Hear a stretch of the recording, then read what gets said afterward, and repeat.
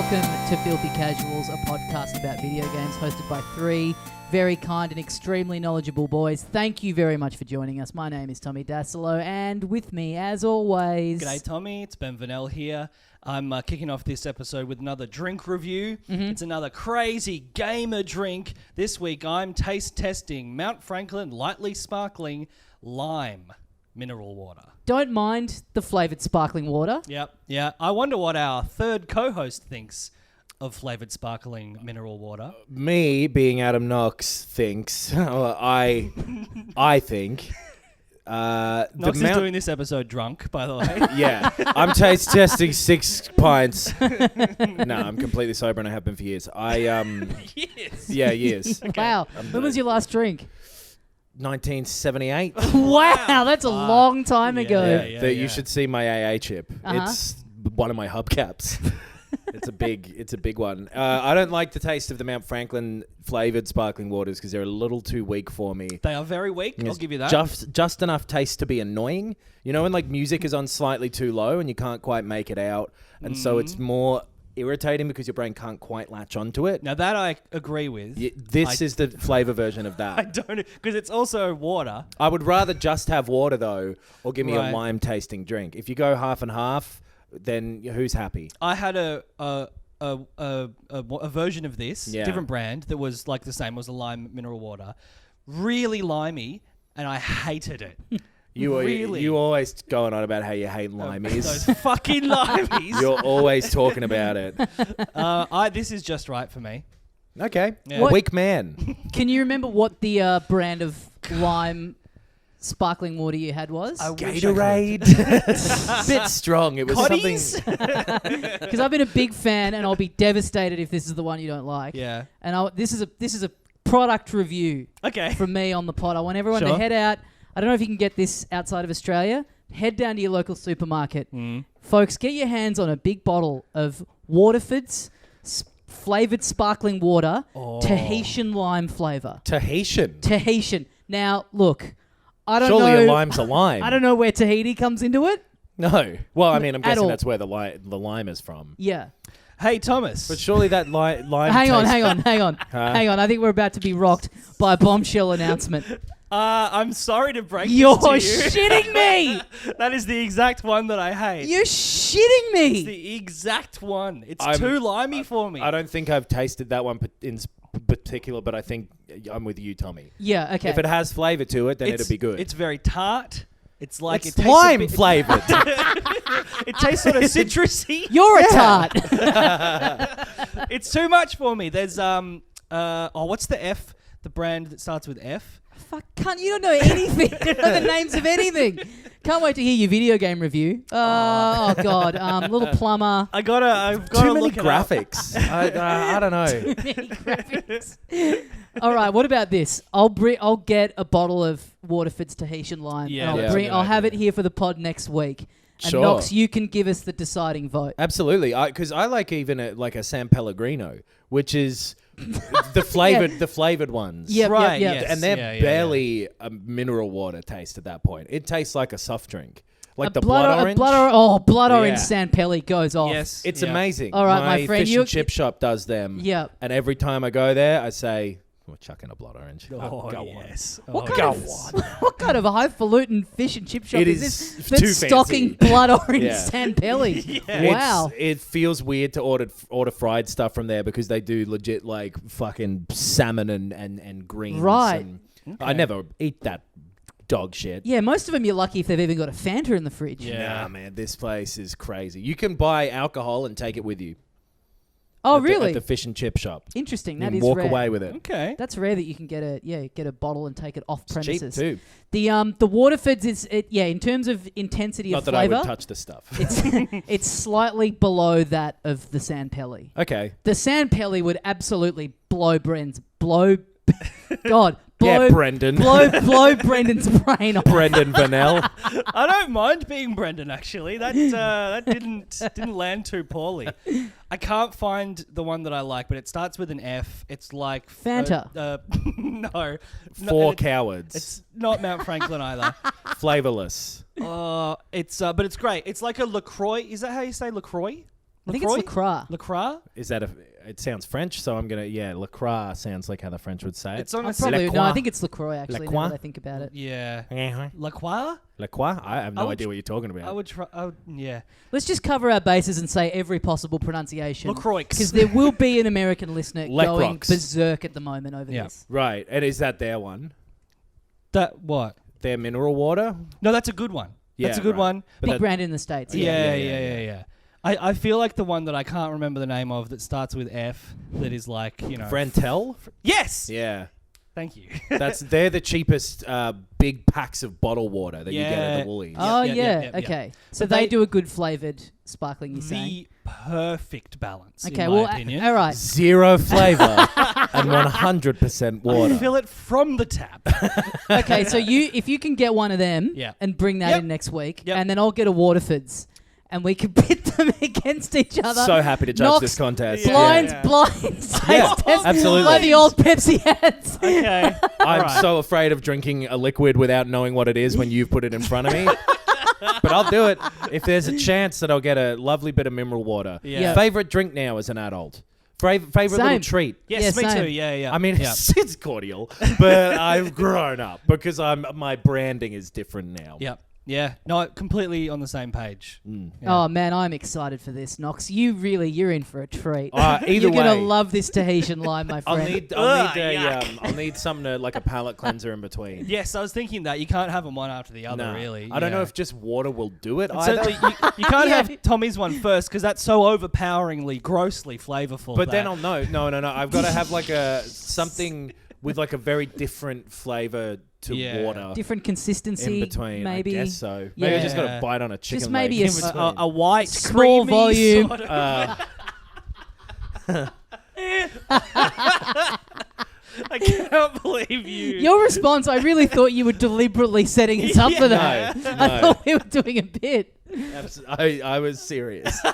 No, but I in was all trying honesty, to sneak a little sarsaparilla out of you. Yeah, you're okay, right yeah. though. There does need to be a good palate cleanser in the middle, Yeah. and it can't just be. Maybe it should just be a big glass of milk. just to Sure. reset Yeah. you. That's what they do with chili, right? It gets rid of hot flavors. I can have milk, spice. then normal water, and then you reset. Okay. Yeah. Ugh.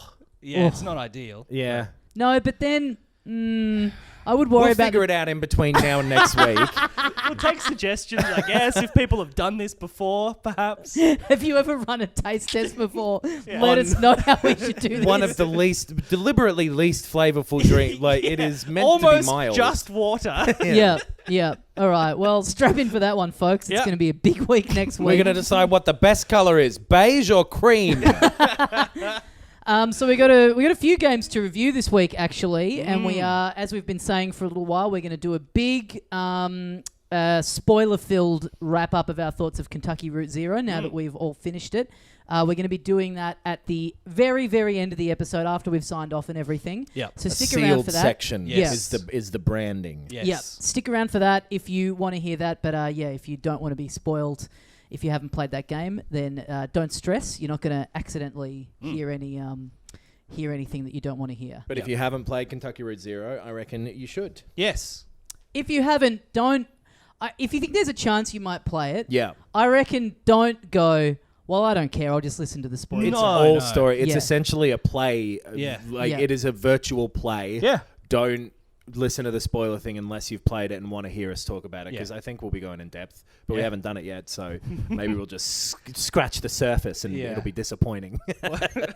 Oh But no, no, I'm go- gonna fist the surface, man. I'm going all the way in. You're Yeah. going to fist the surface. Yeah. That's a punch. Yeah. Well, I'm not just scratching it. No, that's- Right. that's fair. Scratch the surface is nothing as sexual. It's I didn't ju- say it was. You said fist. Fist. I'm just putting my whole fist. I'm not using the little fingernail to scratch the surface. I'm getting my fist and I'm putting Well, it you could all use the a way coin in through the or surface. something. A coin. Yeah, to scratch something like a lotto ticket. Well, now. All this and more. Well, and, now it feels sexual. yeah, we'll do that at the end, so Yep. you don't have to listen if you haven't played it. So our pre-show meeting, we went around the horn and we said, what news have we heard of this week? And we decided nothing that we really cared to discuss. Yep. There's no- been stuff happen, but nothing that thrilling. Like a lot of it is stuff to do with games that are coming out soon. Mm-hmm. A lot of it is stuff that we really don't have anything to add to that you'll hear somewhere else, like the death of a man.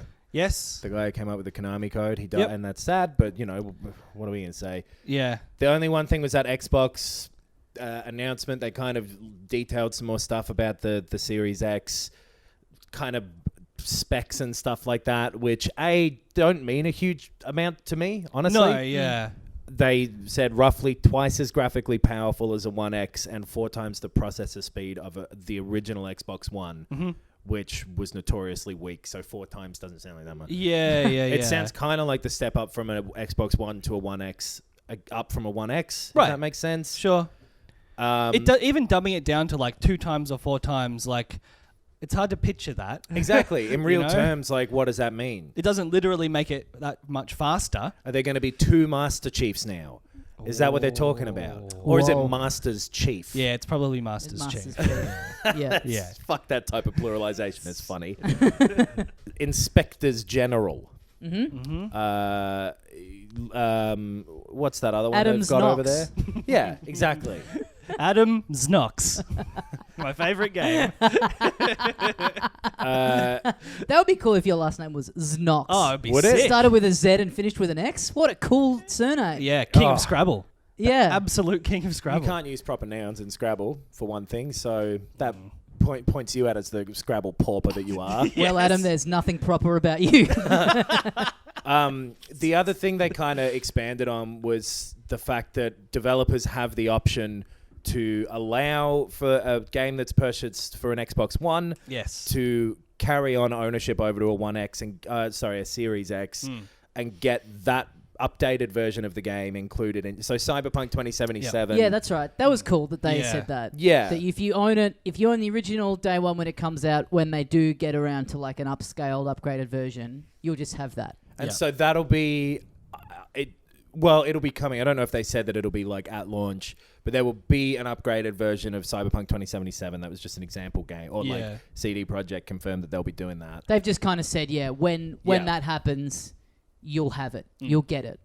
It was very much written out that developers have the option. So I don't think it'll be the death of the remastered No. fucking 4K Oh. version of whatever. Right, okay. So if someone does put out, hey, here's last generation's game remastered and it's full price or $40 or whatever again, you know that they're conning you. yeah. Yeah. They could have Finally, bought in. it's clear. Yeah.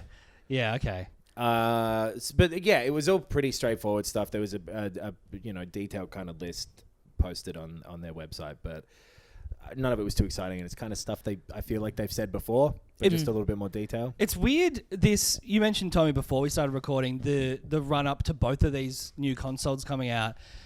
This drip of information makes the whole process seem very underwhelming. Yeah. Yeah. Without really knowing any games that are in the mix, that's what we care about. Right. Where previous generations, it's felt like big press conference, here's what it can do, here's a new game that'll be coming out day one running on it, get excited about playing this. Yeah. Whereas, we're just being drip-fed these stats and just details about what the controller can do with no idea of the practical application of it. And I'm not into it. seemingly more of an admission that the first year or two of this will be games coming out for both generations of things. Yes. Yeah, exactly. So it really doesn't seem appealing to me at all until there's like a God of War 2 and it's PS5 only or whatever. Right. Yep. There's no reason to get one of these to me. Yeah. Especially if I think this was a couple of weeks ago now, if Sony starts getting more into publishing their stuff on PC, which there was a rumor that Horizon Zero Dawn was coming over to PC and that Sony's thinking about being more open to that idea and less exclusives in the next generation, which is something Microsoft's been doing and it's been working really well for them clearly. Yeah. So that would be fucking awesome. Yeah. If there was no need to own either of those, if you didn't need a PS5 or an Xbox Series X and whatever else, that'd be fucking sick. Just getting a new PC and having everything on that, everything in the one place. That would be amazing. Yeah. You can't... Well, I guess you can lie on your couch and play your PC. Yeah. But I think... Just an HDMI. I think that's the distinction people make, right? And probably will still make for a couple generations. And those consoles will sell fine, and it's absolutely fine that they exist. Like, keep going with the consoles and people keep buying them. But if there's the option to have one thing and to spend a bit more money on it, but kind of the same if you were to count it as both consoles, Right. then that would so deeply appeal to me to have no need for any of the other shit. I mean, yes. Yeah, I agree. It's not likely, surely, that they're going to be like, well, yeah, God of War 2's on PC. No, I don't think Sony will do it for everything. Yeah, sure. And if there's fucking one game I want to play on one of those fucking things, then I'm going to end up buying it, which sucks about my personality. It's going to have to happen. Certainly, if Sony do start doing it, I don't think it'll be at the same time as it coming out on the PlayStation. Sure. I think it'll be like in yeah, the case of in the same way of like the reverse happens, where stuff that's only on Steam or PC for a little while, maybe it takes a year or two before it eventually gets ported over to consoles. Because is I Death can see it Stranding kind out of on be a similar PC thing. yet? I don't know. I can't remember if that's come out yet, but that's showing up on PC at some point. Right. But they're certainly not not going to be in the same situation as Microsoft, where it's like you can buy this game now on either, or hey, buy it on Xbox and you own it on PC. So. Well, and Sony definitely doesn't have the same interest in getting people to use stuff on a Windows machine. Sure. Yeah, yes. exactly. Yeah. That Microsoft does. Speaking of things that came out on PC a long time ago, but recently came out on consoles, Tommy, I believe that you've been playing a game. Very, very nice. Yep. Just one very. I don't think it's 3 veries worth of nice. I've been playing Flight Simulator. I've been playing... When did you get divorced? I've been playing 2 Point Hospital a little bit this week. PC game from, I think, a year or so ago that just this week came out on all the consoles. And I'm really enjoying it. It's basically... Is it Theme Hospital? Theme Is that what it's Hospital, called? yeah. It's basically that. Yeah. Although I haven't played... I don't think I've played like a kind of Sim City-ish style game for quite some time. But yeah, it's that kind of resource management kind of game, building a hospital, but with more of kind of a cartoony sort of bent to it. Like the diseases that people come in to have treated are sort of pretty out there and pretty zany, for want of a better word. Like what? Like you set up a psychiatrist's office, and then people come in who think they're rock stars, and they're all dressed like Freddie Mercury. Right. And so it's like that's the way that's I guess it's kind of like a cute roundabout way of going, these people need psychiatric help.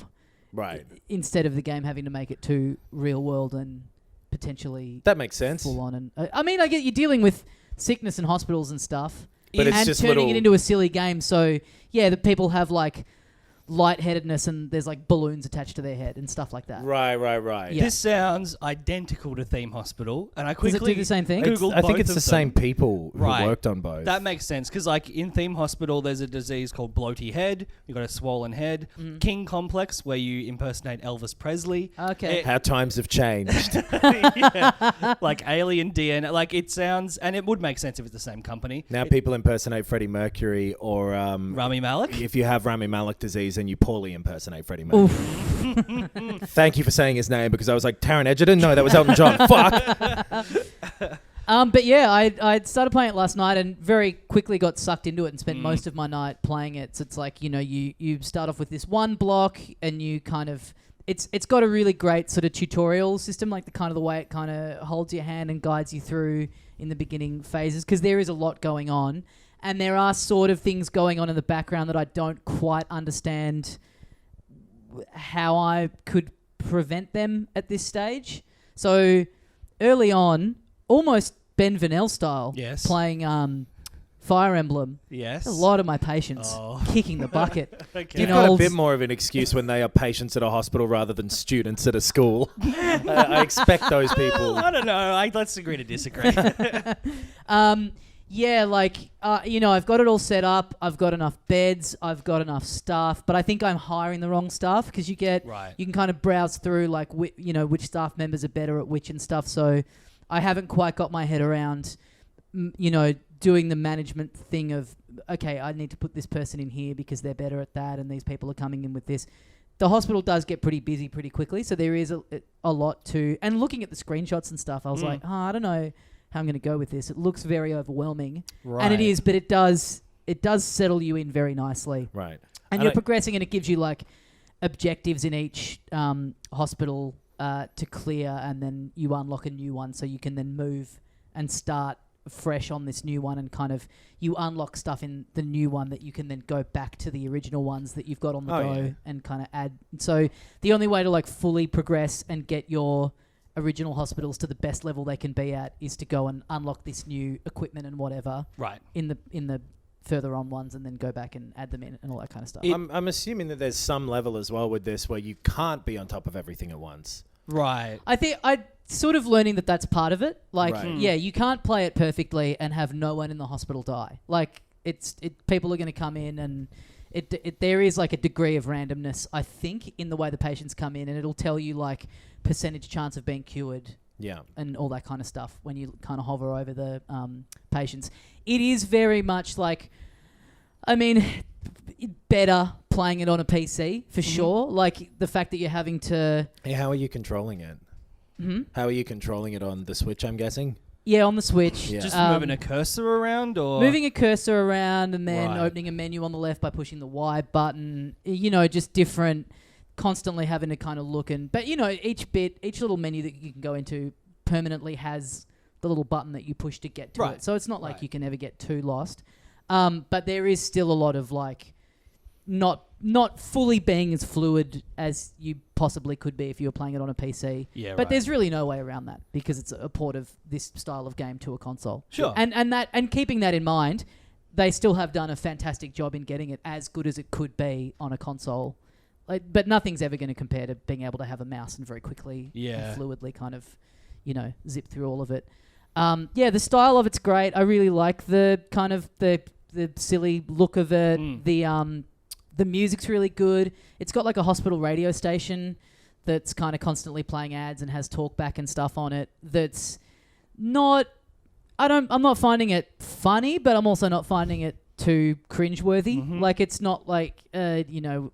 We often talk about like the Leety sort of OMG kind of style of humor. Yeah, It's not- the over the top satire type. Yeah, it's not awful. It's just like fine. It's just in the background. There's like a lot of different voices that kind of pop on, and it does give a good, nice impression of like time passing. It's just this kind of background thing. Like a bit of music plays, a voiceover will pop over. There's like announcements in the hospital that are like little jokes that you know. It all adds to the flavor of it.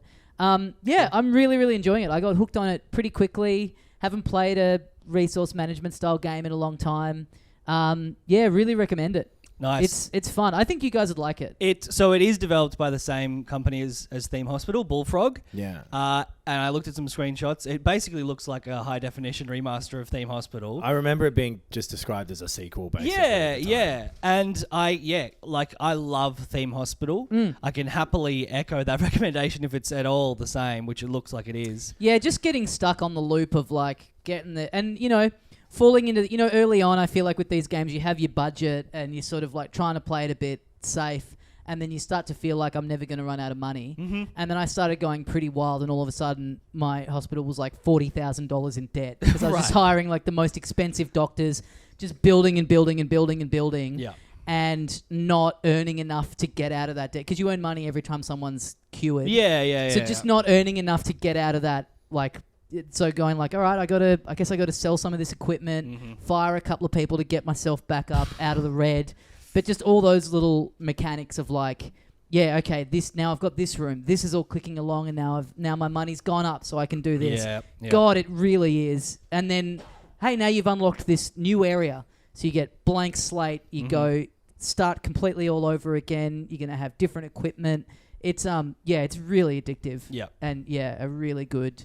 Yeah, my whole night disappeared last night without me really thinking too deeply about it. Yeah. Cool. I nice. read an article that was a hospital administrator who played 2 Point Hospital and gave a review of it, and was saying that it is pretty representative of the feeling of running a hospital. Like, it's obviously a cartoonified version of it. Yeah, right. But it's like, these people aren't getting along, or this person's a bit lazy, so they're not doing this good of a job here, and you know, they were positive about it. It was an interesting thing to read. Well, speaking from the you other Google side that. of the equation, having spent a lot of time in hospitals, I can't say that it's faithful to that experience at all. Okay, all right, interesting. Maybe glosses over a few things. Hey, we don't have a room for you. Go home. Yeah. I'm going to die because I've been waiting in this. There was one guy who died because he was waiting too long for treatment, and I like clicked. I'm like, what could I have done more? And it's like he was waiting in this hallway for 180 days. Like, well, Fuck. I think that half a year just sitting in a corridor. I'm sorry, Yeah. that's on you. That sounds like a representation of the American healthcare system. Oh, yeah. I genuinely think we'd have listeners being like, yeah, that's not that unbelievable. Waiting lists and stuff like that for transplants and whatever, I guess. Yeah. Are long. Oh Yeah. yeah, for sure. I just found it funny that in this case, Yeah. he specifically didn't leave the building. Maybe For 6 maybe months. ring one of those bells on the counter there, champ. He's probably sick. I put out a leaflet stand. He had plenty of stuff to look through. I'm dying of getting nurses' attention disease. I can't do it. I'm afraid of it, and that's what I'm dying from. Yeah, but yeah, check it out if you like that kind of thing. I think it'll definitely scratch that itch for you. I believe it is free on Game Pass. It is. Right now. Oh, great. Yes, Yeah. it is. I downloaded it on Switch before I knew that. Yeah. But then that being said, good one to have. Moving Portable. around. Yeah. Yeah. Well, and I'm not sure if it's the PC and the Xbox version of Game Pass, but that's pretty cool. Yeah. Anyway. Yeah. Yeah. Fuck, Game Pass is Well, cool if sometimes. you went to hospital and they didn't cure you and you died, Yes. perhaps you might end up in hell, or as the ancient Greeks called If it, it was ancient Greek hospital. you might end up in Hades, which is a game I've been playing this week. This game is developed by Supergiant, who made Bastion and Transistor and Pyre, which I reviewed on this pod That and was the hated. sport one. It was like fantasy football, but the fantasy was like, swords and stuff. Yeah. But yeah, I don't know if you guys played Bastion. That was their sort of big breakthrough one, I believe. That was great. I love that game. Was Bastion this? I don't know if you guys have seen it. That doco indie game. Yeah. The movie was that. Was that in that? I reckon they Is were that that making guy? Transistor during that because it's a team. The head of this team is Greg Kasavin, who used to work for GameSpot back Okay. in Oh, the right. day. He was like one of the top people there, Ah. and so I used to like listen to their podcasts and watch stuff on GameSpot back in like 2005, 6, Right. when this guy was there. I didn't really like Bastion. Really? I played like the first half hour or something, so I didn't give it that much of a chance. But it just Right. didn't click. Never played the others. But Right. you liked both of those first two, right? I did, yeah. And this is probably more similar to Bastion, which was sort of an isometric action game, Yeah. essentially. It had this sort of very specific cartoony illustrated style, and a narrator was the point of Yeah. the point of difference. Like, it was this guy who was like, and now the kid's woken up and he's found a little sword. And this guy kind of narrated this entire game. Hades is, sort of Diablo-esque, top-down or isometric action game. But it's a roguelike, which I have never liked. I hate roguelike games. A rogue dislike. let me get it out. A roguelike, you said. What were you saying? Sorry, I wasn't trying to make it. I was just clarifying. Do you guys like roguelike games? No, I haven't really had one click before, to be honest. I don't really like the feeling of resetting after every... Other than Dark Souls, which I guess is sort of like a roguelike, but not really. Right, yeah. I think I'm on the same page in that regard. I hate that thing of being like, I've made no progress. Even the Yeah. ones that people, bang on about, like Dead Cells and stuff like that, which some people consider to be their favorite thing, I just fell quickly off of it because it... I got really The into structure Flint of Hook it. for a bit. Oh, yeah. That's I right. really liked Flint Hook, but I feel like anytime I see one describe, I think Flint Hook for me is the exception rather than the rule. I feel like, well, I've liked one of them. That doesn't mean I'm going to like all of them. And anytime I'm sort of watching a trailer for something and thinking, oh, this looks cool, and then it comes up, it's a roguelike, I'm like, I think I've had my fill. I think I've Yeah. had my one that I kind of got into. Right. I don't really feel like, because the same thing, the frustration of like not making progress. It's never really going to end. I mean, I want a campaign. I want a story that I can go through and then be done with it instead of it, and feeling like I'm getting better and making progress through it. Yep. Yeah, not really for me. Well, this one I think might be the one for me. Right. I'm really enjoying it so far. So, yeah, for context, you play as, I think, Zagreus, who's the son of Hades. You're trying to get out of Hades, get to the real world, go through a bunch of like little different areas of Hades to get out. Hades is a person and a place. Yes. Oh, that's confusing. Yeah. So Hades is the god of the underworld, I think. Yeah. Basically, he's the brother of Zeus. What's the character's name? Zagreus. I was trying to look him up to see if Zagreus was like a real mythical thing, but I could only remember ZAG, and now I've got a Google search for Zagami's. I was expecting possibly a Zagami's result. Zagreus. Let's have a look. Yeah, I actually don't know if he's real or not.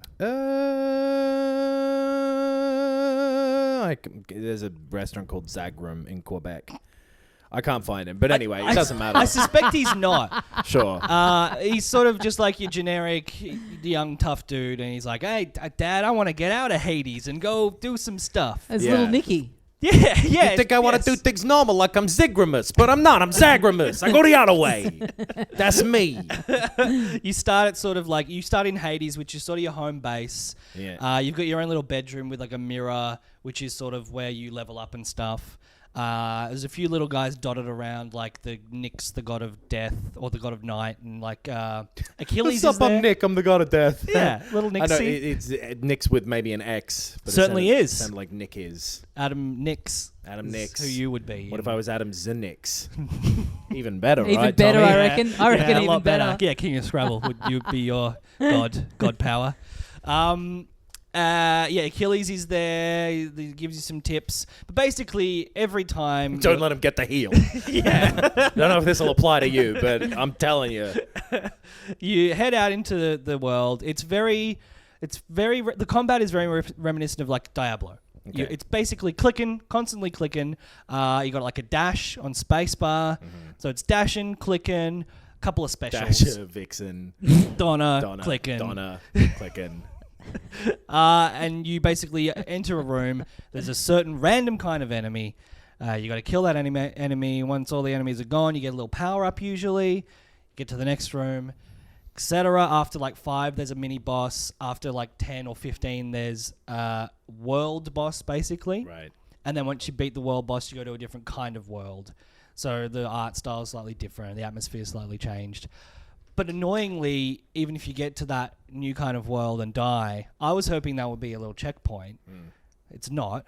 You got to go the whole way through. All the way back to the start. That's the whole fucking thing again. That's the roguelike thing I could never get with. But I am getting better at the game, and you do get weapon upgrades and new weapons and stuff, and you have basically experienced that, every time you go back to your home base when you die, you can buy better weapons, you can upgrade your character, little buffs and things, and like even cosmetic things and stuff like that.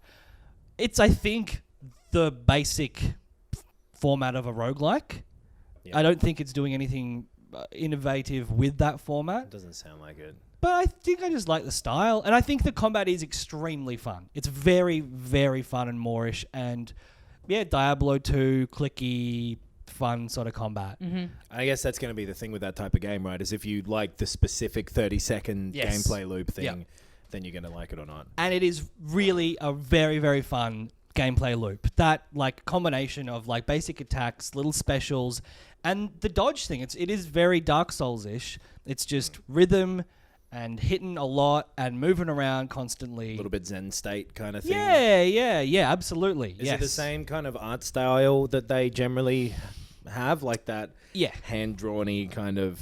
Yeah, it's a little mix, more sort of traditional, slightly more sort of traditional. Right. But I really, really like it. It's closer to Bastion, I think, not so watercolor-ish. Pretty traditional, but like I love the sort of ancient Greek shit. Like all the dressing around this game makes me enjoy it more than I think I would at any other roguelike. Right. And is this one a fully released game, or is this an early access thing? This is still in early access. Because I'm wondering why I hadn't really, but that makes sense. Yes, they're updating it like every couple of weeks, it looks like. Sure. I haven't come across any bugs or anything. Like I think I've dived in at the right point. It's been playable for like a year at least. Right, okay. Yeah, a year and December a half. 2018 on the Epic Games Store it originally Yeah. was available. Yes, and it was exclusive to the Epic Game Store. But now it is not? It's on Steam now. I'm playing it on Steam.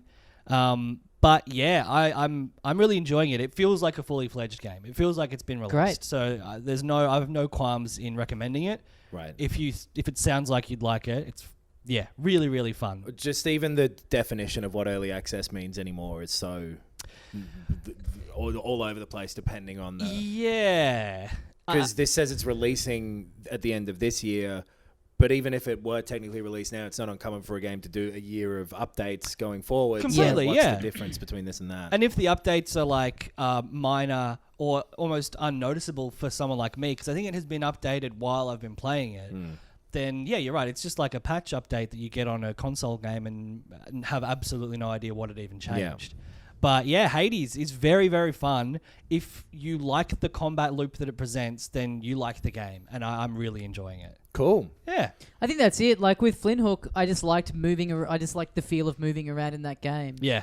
And I guess with a roguelike, you're never going to come up against a bit that you just can't beat and get frustrated by it.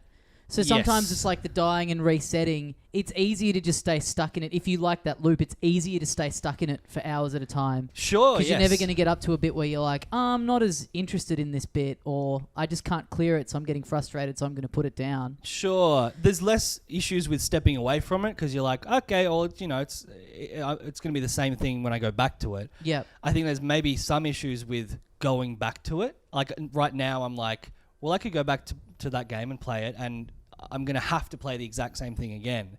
Right. Maybe I want to play a different game tonight, and maybe that happens, for a week, and I forget about this game. Sure. But yeah, I really enjoy the combat. That's the main thing. It is. That's the weird thing about roguelikes. Is it's a very like old school kind of arcade almost approach to video gaming. That thing of like, oh fuck, I was so close. Like, I got so far that time. I'm back to the very start. Yeah. I'm better at it now. I'll be able to get back up there easily. Mm-hmm. Like it's kind of like right back to the very start of like what video games were. That's true. Yeah. That's a good point. Thanks, man.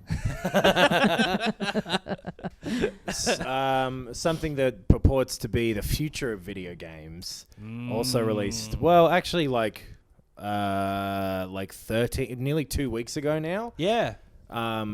But also was in early access for. We're talking about Dreams. Yeah. It's a PS4 game. If you don't know it, it's the one that Media Molecule, the Little Big Planet people have made. It's been in early access for like a year. Yeah, It's been around for ages. I feel like we've seen this at every PAX that we've been to since we started doing this podcast 4 years ago. Yeah. And it's the same concept as Little Big Planet, where it's like we're going to make a social space where people can share things that they have created, levels and so on, in the game. And the game is primarily a tool set rather than an actual game. However, the Little Big Planet games, which I did play and enjoy, Yeah. had a significant single-player mode. Yeah. There were lots of levels and mini-worlds and things and bosses and characters, and there was, I think, was it Stephen Fry maybe did the voice or narrator? For the first one, at least. Yeah. There was a lot pre-programmed and purpose-built in those games. And it was just a platformer. The idea was that it was meant to be platforming levels that people made. It was Mario Maker before Mario was around. Yeah. And it was okay. My problem with Little Big Planet was that it controlled like shit Yes. the whole time, and I didn't really like the style of it. Right. I'm exactly the same. Cutesy sort of thing, the Stephen Fry voiceover, all of that sort of thing. So it was cool for Media Molecule to be moving away from that and starting fresh with something else that wouldn't have those same problems of having dogshit controls at all times and an irritating narrator. Unfortunately, that's exactly what they've done again. I couldn't believe how badly it controls. It and across the board, and this is so. The difference between Little Big Planet and Dreams is that Dreams is more open of a platform. Yep. The tools are there to make really, really different stuff from one another, So- and that is cool. Yeah, I haven't played it. You guys have. Yeah. I've seen a lot of stuff online in the last couple of weeks of people have remade entire levels of Mario 64. I saw a thing someone remade The Simpsons Hit and Run in it. Yep. I do not understand. How are people fucking doing this in this game? This is how, because it's all incredibly low quality. Yes. Every single one of those things Yeah. is being portrayed, and I was excited to go in on this too. I was very excited. Yeah, it's such a great idea. The impression you get from the outside is that people are making these incredible creations Yes. inside of this powerful tool set. And even if they were like the autoplay Mario Maker levels where it's like, okay, I hit forward and now I'm watching something unfold. Right. It was still fun and impressive that someone made that. And I was looking forward to that in Dreams as well. Yeah, it's not that. No. Everything is dog shit in this game. Everything feels like shit to play. Yeah. Even the stuff that Media Molecule have made, it feels like shit. Yeah. Because it does have like it's got like a short kind of quote unquote campaign, doesn't it? They have A single player They have thing some that you- levels that they've made. Yeah. Yeah. And the main one is something called Art Stream. Art Stream. Yeah. Which Art Stream. Not Art Stream, Art's Dream. but it does sound like art stream because you're streaming art from the internet. guess, Maybe that's yeah. what the fuck Yeah. they're trying to do. Hey, and it's Dreams, the game, and it's art. Yeah. And it's about like dream of piss all over the idea of what art is. it's like a half movie, half game thing, just kind of running you through what you can do, sort of, just giving you ideas. This isn't the worst thing in this game. No, I absolutely liked not. the integration of music in it.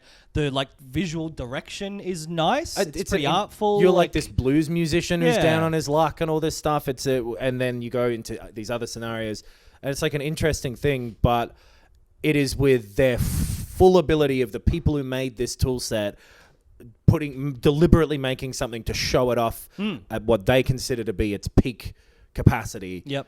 And even it is a lame thing. It is. It's completely inessential. And you're right. The controls are really bad. The platforming is just not fun. There's just No. nothing fun about it. People have made first-person shooters in this. They've recreated all the fucking Sonics and the Donkey Kong Yeah. minecart levels. They've made rhythm games. There's all sorts of different things in this. And it is F-Zero's in there. Yeah, it's impressive that people are able to make these facsimiles of other things. Sure. Every time I open a new one of these little, like, little capsule games, Yeah. it's like, oh, how did they get that car to look exactly like the F-Zero car? It's Or, cool. or like a close, It has version. like a 3D model sculpting thing that you That's can do. because that's what I've been wondering. Yeah. Yeah. How are you? Have you it's ever seen crazy people that it's giving paint you- in VR? Yeah. It's yeah. that. Okay. So Yeah. you can have a thickness of a brush controlled by the pressure of a trigger and stuff like that, Right, where yeah. it's like sculpting or like painting in 3 dimensions. It sounds more complicated than it is to do in real life. It's because you did some 3D animating, didn't you, Tommy? Yeah. It's kind of And like I that. but dropped out before I got up to the animating phase, and I failed the modeling phase. Well- but in answer to your question, yes. Did you work on Dreams? Did you make literally everything I've seen in Dreams? Yeah. You can make things that look, and in screenshots and in all the fucking weird media that's been around this of like, an incredible turn in video games where people have been empowered to make whatever they want. It's the weirdest time to be saying that about this bullshit tool that sucks. Yeah. Because like it is a powerful tool. Yes. But it only allows you to make things that are still within number one, primarily a stylistic scope Yep. that they have very narrowly defined. Yes. Everything Yeah. has this paintbrush kind of look, which isn't bad, but you get sick of it quickly, and it doesn't Yeah. apply to everything that these people are trying to make in there. Well, it weakens things like the horror games. Although there was one actually, PT, the recreation of PT is good. I disagree still. Really, it Yeah. actually it made me very tense and like evoked that. But same you are feeling. a sucker for horror games. Yes, You will get yes. scared by, like, Mario. I'm scared right now. Yeah. it at least aesthetically it's like good, and sure, all you can do in this game is walk forwards and backwards in a corridor. And the turning speed feels shitty. And like, Yeah. And they've taken sound effects out of real PT. That's the one thing that makes these things seem closest to their source material. Because at this point, everything in there, not everything, but most of the stuff in there is doing the, hey, it's Mario 1-1. Fucking here you go. We've recreated a thing from somewhere else. Hey, here's a fucking scene from Home Improvement that we've remade in Dreams. But it's TikTok. It's all fucking these short little things that aren't really finished, and they aren't really funny, but a lot of people are trying to be funny. And I'm out of touch with it because I'm just slightly older than everybody who's making these things. And so the sense of humor that's in them does not gel with me. There's a lot of meme compilations and shit in there. Right. How are yeah. people getting the sound stuff? You can record your sounds, you can upload files. You Oh, can, okay, right. Yeah. Right. It's It is a powerful tool set. You can use other people's things as well, which is really Right. cool. You can go into someone else's level and take out assets from there and everything. Okay. And it'll do clever stuff where it gives a line of credit to anyone that you've used an asset from. Oh, that's cool. Yeah. It's not. It is very well thought through what they've done to create the experience of finding these levels and all of that, compared to something like Mario Maker. Yes. Where it's like this very difficult to pass through list of levels, and you can't really Codes find and something stuff. specific. Yeah, the archaic, the sharing the codes is very old-fashioned. This one is well made for that Yes. stuff. It's just that the content that this thing allows you to produce, even at this early point, to be fair, isn't in any way worth spending that time digging into, because even the stuff that works doesn't work as well as the millions of indie games that exist now. Like that's what it's such a weird thing to have now. It feels like my first level maker, whatever. It feels very childish in this weird way. Right. It feels like 3D Movie Maker. Do you remember that? Yes. fucking Yeah, thing? Yeah. Where it's like you can make this very limited thing and it's fun for a kid to muck around on, but it's so relatively easy these days to go out and make your own thing or to express yourself on the internet in any million number of ways. Sure, yeah. But I have no understanding of why anyone would choose to do it in Dreams. Yeah. And when the stuff that I have at least seen in my time with it hasn't been enjoyable for a moment for me, Yep. why anyone would put the time into playing that stuff as well. So I just don't get it. It seems that's- more like yeah. it's just like, oh, cool. Oh, wow, they've managed to get it looking pretty spot on. But it's not you're even not having oh, wow, fun. because But but I mean, yeah. that would be the extent yeah. of the enjoyment that you would get out of it. Not like, oh, I'm actually really having fun playing this. But all of it is simple enough to do in this tool set that you're just like, oh yeah, 4 hours about to do that. Right. Do you know what I mean? Like it's none of Yeah. it is like, oh, that's clever or whatever that I have seen, and that will come along probably. But I just don't. It has to, right? Because like it is a easy to use tool set. Yeah. That has a surprisingly large scope in terms of like you can make a story-based video game. You could make a wordless platform experience. Yeah. You could make a racing game. You could make a fucking like Gallagher ripoff. You could Yeah. make a walking simulator with an interesting story. No one has made any of these yet to Right. a level worth playing. I mean, there's probably some out there that we haven't seen, but then you also get the fucking thing. Well, I've played all of the popular ones, like Right, all of the same, yeah. most thumbs up ones of the past month, week, day, hour. I've played all of them to try and find a good one, and they don't exist. I've really been looking. I mean, Yeah. people are probably making them at some point, right? Surely, And yeah. You go into some of these, and it's the kind of thing where people feel comfortable having placeholder text there, like, I haven't figured out the controls yet. Come Yeah. back later. Yeah. And it just is this shitty experience to play that doesn't feel like you're part of, for me at least, this community trying to build these cool things. I think because the tool set is so wide in scope, it means that everything is half-assed because you can kind of do whatever. So people do something, it can't quite get it there, but go, oh, that's pretty cool. That's good enough. That's almost that. Yeah. Whereas with something like Mario Maker, you get these really clever levels because it is being made within this smaller... Yeah, restricted scope. Yeah. Necessity breeds creativity. That's the thing, right? Yeah. And when you've got everything, you just make what I've seen so far, these bloated, kind of floppy, lame feeling versions of things that I just haven't found anything on there that's been fun to play. And I can't think of anything that would benefit from being made in Dreams versus the 8,000 other ways you can create any form of this content. Right, And that's put it that's out the there. thing. Yeah, like that's- if that's you a good have point. the discipline to make a game, you can make it on Unity Yeah. now. Yeah. Like you can just make it. Yeah, and all this stuff that we're saying, it would be cool if someone crammed this cool thing into Dreams, but why? Yeah. Why do it? And why Yeah. make this animated video in Dreams? Because you can make it anywhere else. Yeah. This stuff already exists. If this had come out on the fucking early days of the PS3, Ooh, then it yeah, would have been yeah. amazing Yeah. because Yeah. we were just kind of getting started with that stuff. But I don't quite see, other than a younger audience, which is I do believe who this skews towards, Right. from what I've seen and from how the game presents itself. I would agree with that. Yeah, it certainly is pretty childlike Yeah. in the way, like also like the little hub like world that you live in and stuff. The characters that are presented to you as Well- part of the game's interface are all very childish. And the content as well has that smell of like the fucking 2001 Newgrounds of like, let's chainsaw Britney Spears type of stuff. Yeah. It's not like that anymore because kids have changed for the better.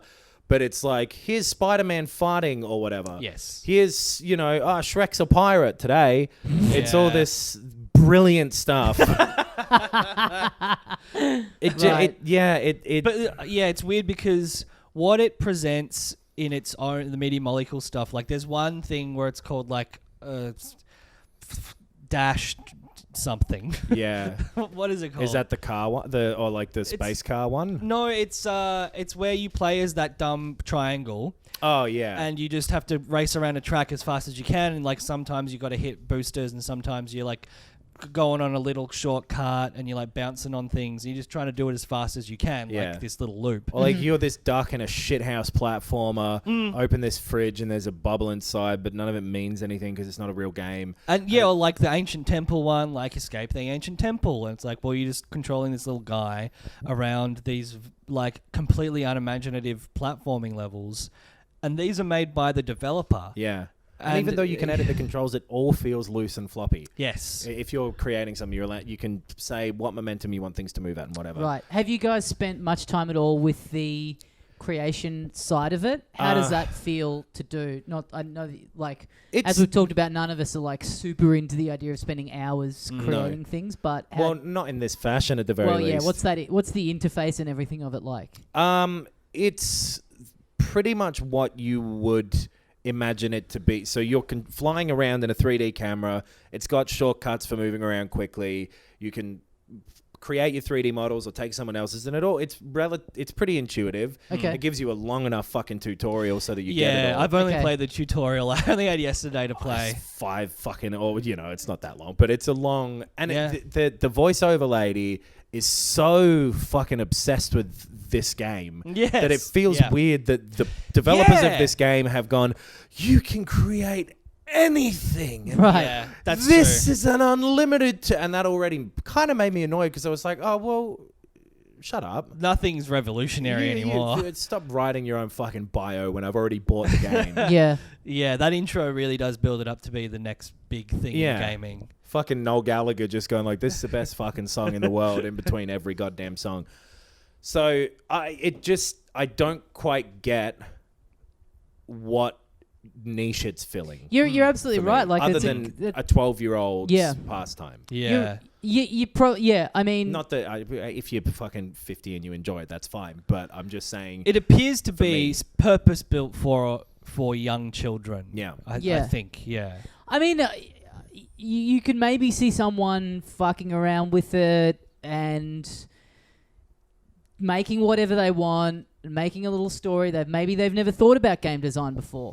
And maybe, they post these things and, in defense of the argument of like, why wouldn't you just make it in anything else and then put it for sale on Steam or whatever. Yeah. But yeah, maybe you fuck around with it and you get good feedback and that kind of awakens something inside you and you're like, you know what? Fuck, I'm actually good at this. It's Okay, if it 100% discovers something like that, then cool. But yeah, you're right. But For everything else, if it's like, I really want to make a game, it's like, well, fucking make a game. That's why I You've got say the it's like patience and the time. TikTok. Yeah. It's that, but for people on TikTok who never thought about being a comedian or a dancer. Yeah. But put content out there that for whatever reason gets eaten up but fucking sucks. And they go on to become more successul than you. And that's fine. It doesn't really matter. You've got other things to do than be a dancer. But it sometimes gets in your mind. But because it's not fun to play is the issue. Like, that's great if that is happening for people who end up wanting to make games. But even what currently is being made on this platform is not fun to play for someone who just wants to play games. Exactly. Right. It's as an educational toy box for someone who wants to dip their toe in, sure. At what they've created for the social space stuff, the tools for that, sure. Yeah. None of it is like bad because it's incompetent, other than I don't get why everything moves poorly, but none of it is bad because it's been lazy or it's been made without care. Like, I think that it would be very possible for this game to have a really, really bad like control scheme for the creation process. Yeah. To have like shitty menus, to have all of that stuff be really poorly thought out, and it's not. There's an argument partially that it is because it's No, it's decent. It Yeah. does a thing well. It's got this weird watermark in the corner at all times that says "Made in Yeah. Dreams," Yeah. so that you can't take a screenshot of it and go like, "This is my game that I created." Yeah. It's Right. got constantly a watermark there, which is fucking weird for a game that I've bought to be like, by the way, fuck you. Yeah. But and people do relatively creative stuff with it. There's one where you're Godzilla and it cuts to like a news report angle of you destroying the city sometimes, but that game feels shit. Yeah, right. And it plays like shit and it looks and sounds like shit. And Yeah. good on them for putting the effort into doing it. But it is like watching someone's fucking home movie that sucks. Yeah, Or stumbling right, onto right. this YouTube channel that someone clearly didn't give an actual shit about as making as an entertainment product. Yeah. They did it for fun, which is fine. It's good to have fun and yeah. expressing yourself is good. But I don't find that appealing personally. I'm not going to get into that community. I'm not going to feel any sort of attachment to something that someone is making for a laugh. 'Cause if there's better stuff. It's a waste of time. All Do you right, know well, what I I'm mean? going to get this game and get really good at it. And I'm going to make Adam Knox 64. Sure, And if then- you be the fucking Michelangelo of dreams, go for it. I just devote all my time to making a 3D platformer where you're the star of it. Do you like it now, Adam? I would despise it. That would be the ultimate insult. Well done. Super Mario 64 style, where it's your head as the title screen and you can like push and Yes. pull it. Yeah, It's the same as Flash. It's Newgrounds. This Yeah. is Yeah, it Newgrounds. is. Yeah, It really is. Yeah. And yeah, we were the right age for Newgrounds when it was Right, big, so exactly. we loved it. So yeah, maybe there probably is a young, Maybe. but even that, Newgrounds wasn't competing with much, was the other thing. Yes. There were other sites like it, and there were plenty of Flash game websites and all that sort of thing.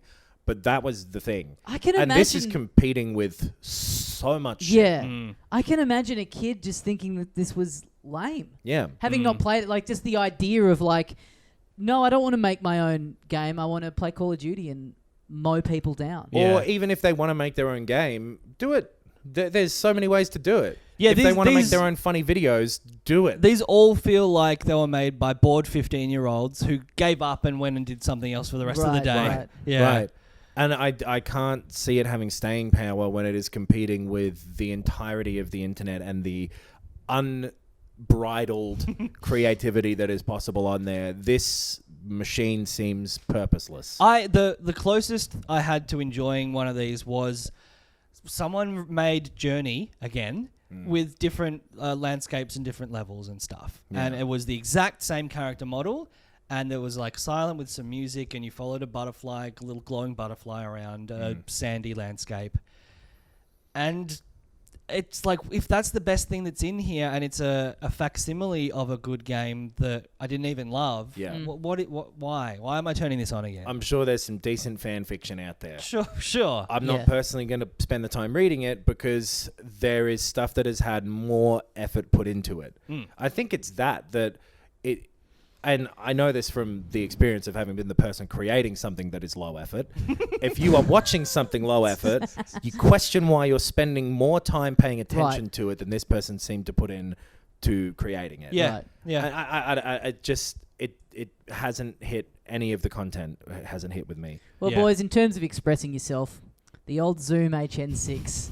That's the only toolbox I need to get my ideas out there, you know? But it's true. Like we just fucking it's not hard to go and make stuff anymore. yeah. Yeah. So why Yeah. would you do it We here? live in it's never been easier to get creativity out there. Yes. Yeah. And And even you're right, if- Little Big Planet, when that came along, I didn't get into it, but I did think like, oh, cool, people can make levels and put them up there. Because Yeah. this is pre-Mario Maker and everything.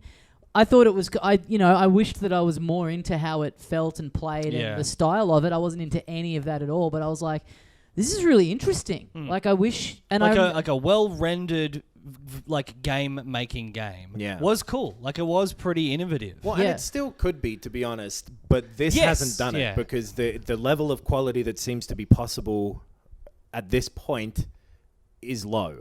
yeah. Yeah, the thing I keep coming back to is like, it provides the capacity to make something cool. Yeah. This could be the construction site for a fun and interesting story-based game. Yeah. With mechanics that we've never thought of because, this, 13-year-old prodigy owns Dreams and they've realized they can make this thing. Sure, maybe. And if a lot of people are Right. doing that, I mean, maybe just the whole idea of doing the facsimiles, that people need to kind of do that Get in their order to heads get their around heads around it. Right. Maybe it does eventually become this cool hub, and you get on, and all the most popular things are these unique.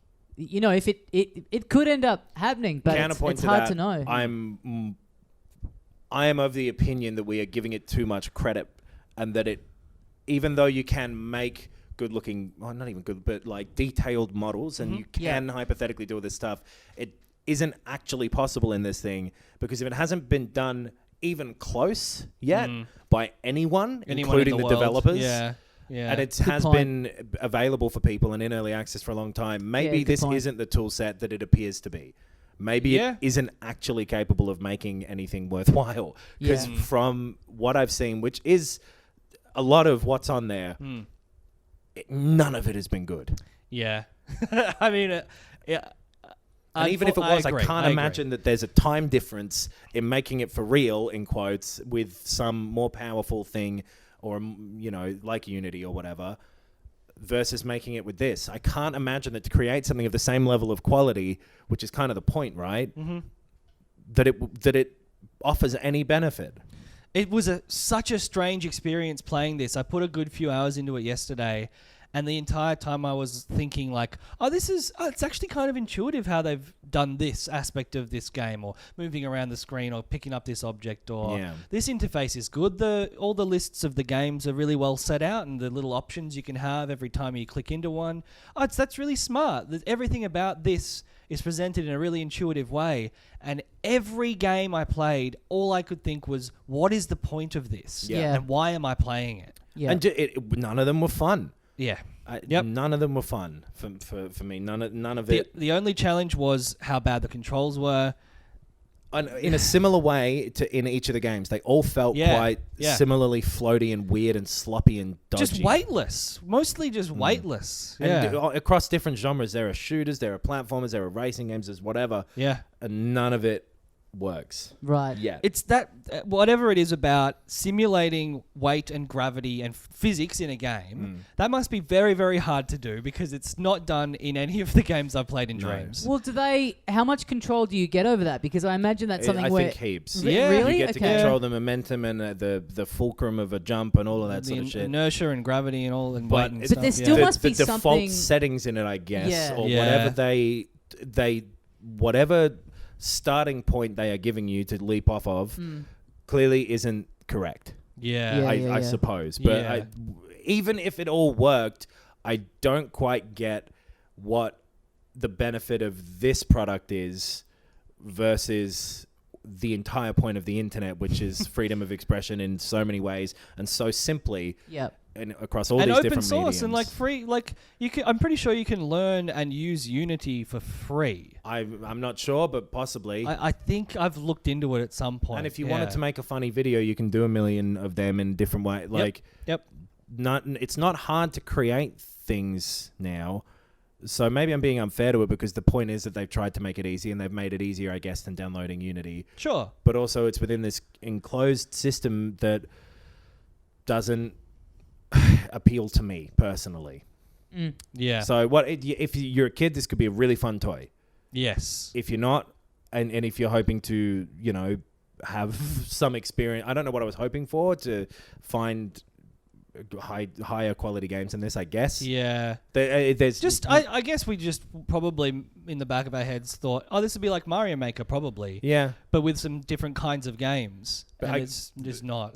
You've got to give credit to the mechanics of Mario. That Yeah. the fundamental mechanics there are good enough that even a shit level feels more fun than a well-made level in Dreams. Yeah, Yeah. fuck. Like I made levels in Mario Maker. I'm really bad at game design, I think, and even they were fun to play for me Yeah. to play, and I made them. There's something about going into the level and it's like, wow, this looks and feels exactly like Yeah. Mario did when I was growing up. Yeah. Your mileage Yeah. may vary with this thing if you do gel with the sort of mechanics of it or the style of it or the... Surely someone out there, they have to exist. The person who this game is it's for. reviewing really well. Right. But I wonder if it's just because people are giving a big thumbs up to the concept of fucking open expression and, indie shit.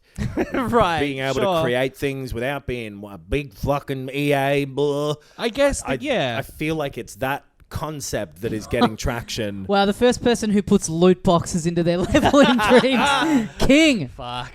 That's actually a great. I remade credit card entry forms, but with Sonic music. So put your credit card in. Pretty Yeah. fun. Yeah, it not for me. You might like it, but you know, if you do, good for you. What Well, a review. No idea if you'll like So it. non-committal. I don't see any point in this game, and it seems a bit harsh because it's clearly been made with a whole lot of effort. That's it. I think I agree. I don't see the point in this game, but I can see there being someone out there who loves it. Yeah. It's just like... Well, that is, again, yeah. TikTok is the biggest comparison for me. It's Yeah. a new thing that I don't get, and I think it's for younger people than me, and I don't understand why anyone is consuming that content versus the millions of other things that are better. Yeah. I think it's just that there are better games out there is why I'm not interested. And better Yeah. indie games as well if Yeah. you want to see things sure. from people who aren't big companies. So, waste of time. Well, let's draw a line under that and do a soft wrap up. We'll kind of do the plugs and everything now, and then talk about get into our sealed section. Yeah. But for now, if you're Kentucky leaving Route us, Zero seal Yes. section Yes, as well. If yes, you yes. skip Not the for scar. dreams. No. We're going to fully actually spoil... good. Full spoiler talk of Kentucky Route Zero. We've all finished it. We're going to talk in detail about It's it. going to be quite a different tone of discussion to Dreams, I suspect. I don't know. A pointless waste of time that you can't quite see who it's for, but the feeling is just of slowly fading away from creating it. Not being in Maybe. touch with the youth. Yeah. Well, yeah, thank you very much if you're leaving us at this juncture. Thanks very much for listening. Get on to filthycasuals.com.au. You can find the links to our socials. Yeah. The Patreon, you can get a bonus episode every week. We've got a lot of new Patrons. Patrons. Patrons, yeah. Patrons. Please. Zagreus's. So yeah, thanks to everyone who has done that. Yep. We dropped a bonus episode of the Patreon show into this feed last week. Yep. And people seem to enjoy that. So yeah, thanks to everyone who has jumped on. If you want to, go to patreon.com/filthycasualspod. Mm-hmm. Thanks heaps to everyone who's doing that. It allows us to do this. Yes. And I haven't really plugged this at all, but I'm doing a show in the Melbourne Comedy Festival. Yes. For March 25th until April the 19th. It's called Meatball. It's on at 7:30 at the Cooper's Inn. Forget that it's Tickets, called Meatball. comedyfestival.com.au, and a bit of a collab Yeah. between me and Big Bad Ben Vanel. That's it. We've been deep in the lab cooking up some stuff. Yes. So come and see that. Had a great time the last couple of years with The Filth coming out. So Yeah. hope to see some of you guys there. Yes. All right. If you don't want to be spoiled, then this is fair warning. Fuck off. Get.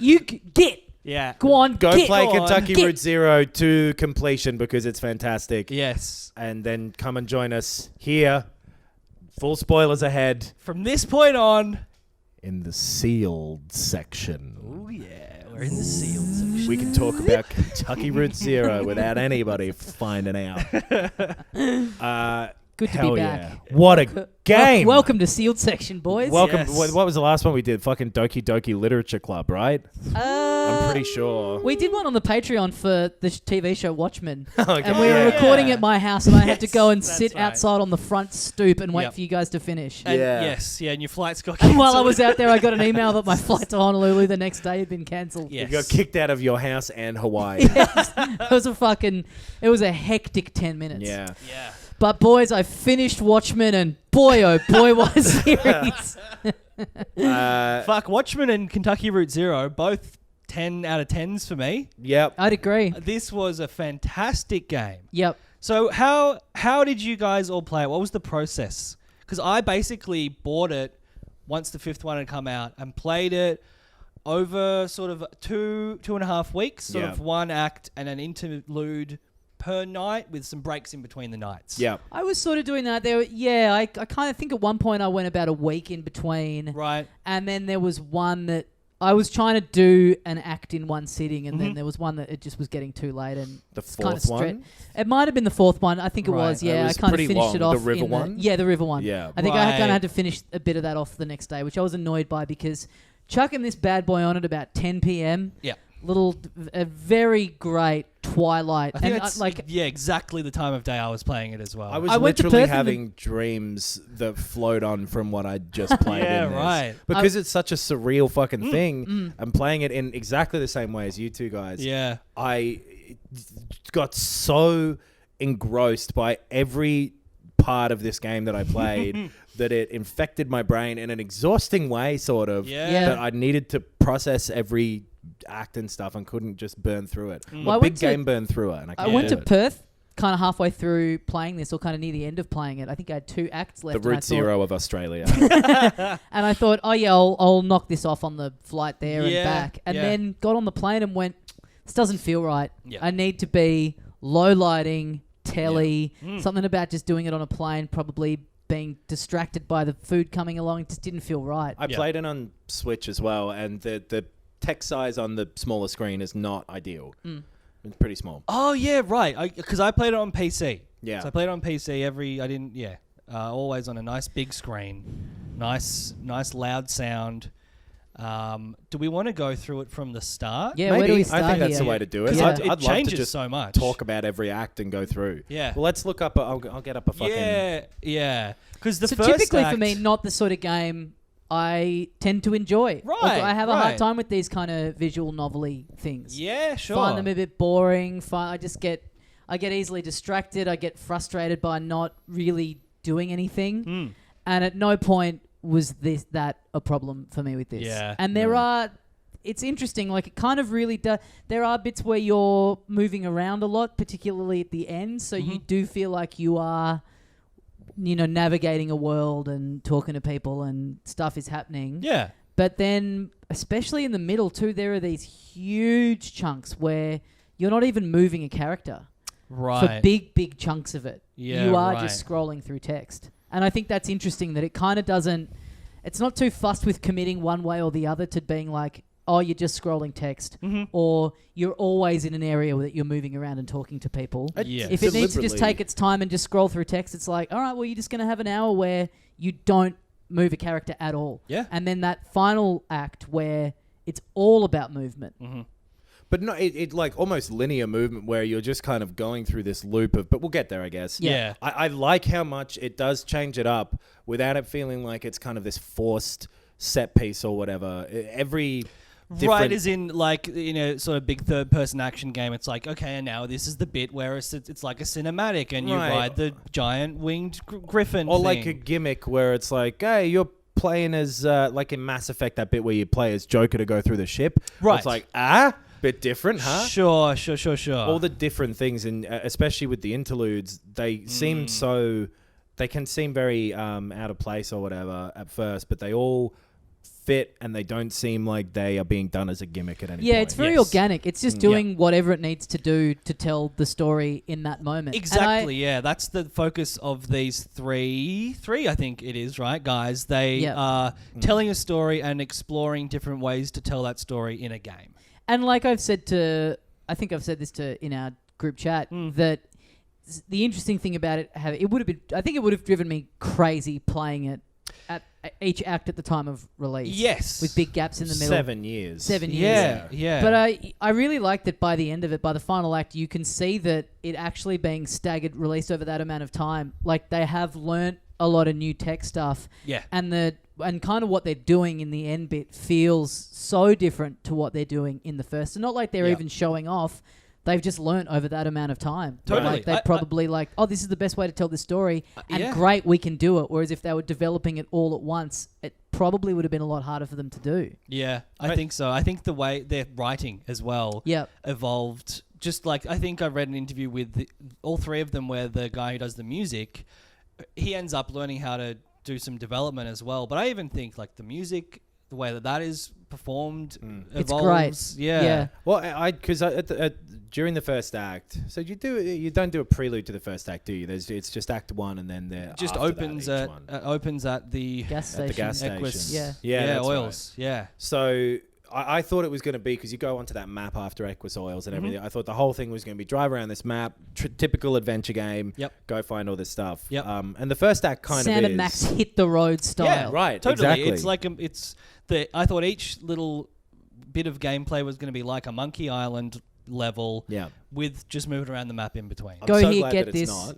Because it gets it. I remember it always being referred to as like a point and click, and it's not. No. Not after You're not- a little bit, yeah. You're not getting things and putting them together and then jamming that into a light switch to get the door to open or whatever. And there's Which- no yeah. puzzles or No. difficult bits or anything that you can really fuck up, other than maybe sometimes the environments, the way that the camera is set makes it a little difficult to know where to walk. Yeah. Yeah. I found that like in the museum Oh, yeah. a bit Yeah. Oh, yeah, to yeah. get up to like the. But I just kind of wasn't quite sure where to go. Right. You figure it out because there's only so many ways you can try. Yes. But I spent, I think, most of the first act having my preconception about it being a traditional point-and-click game very gradually taken away from me. Yeah. Even when you're on the...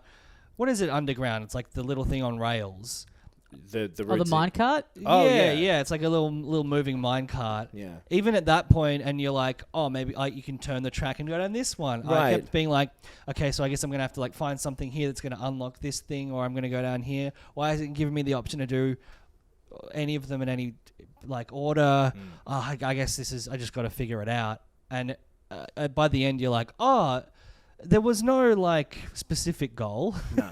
at all. You Yeah. were just learning about Totally. these people and You the just history of this place. Drift through this game. Yeah. You just flowed through it in a way that kind of fits so much with the mood and the theme that like there's no wrong way to do it, and you can't actually do it all. You can't go through and just pick every dialogue choice. Yeah. See what everyone says. You're always moving, and you're gonna miss out on some stuff. Yeah. Yeah.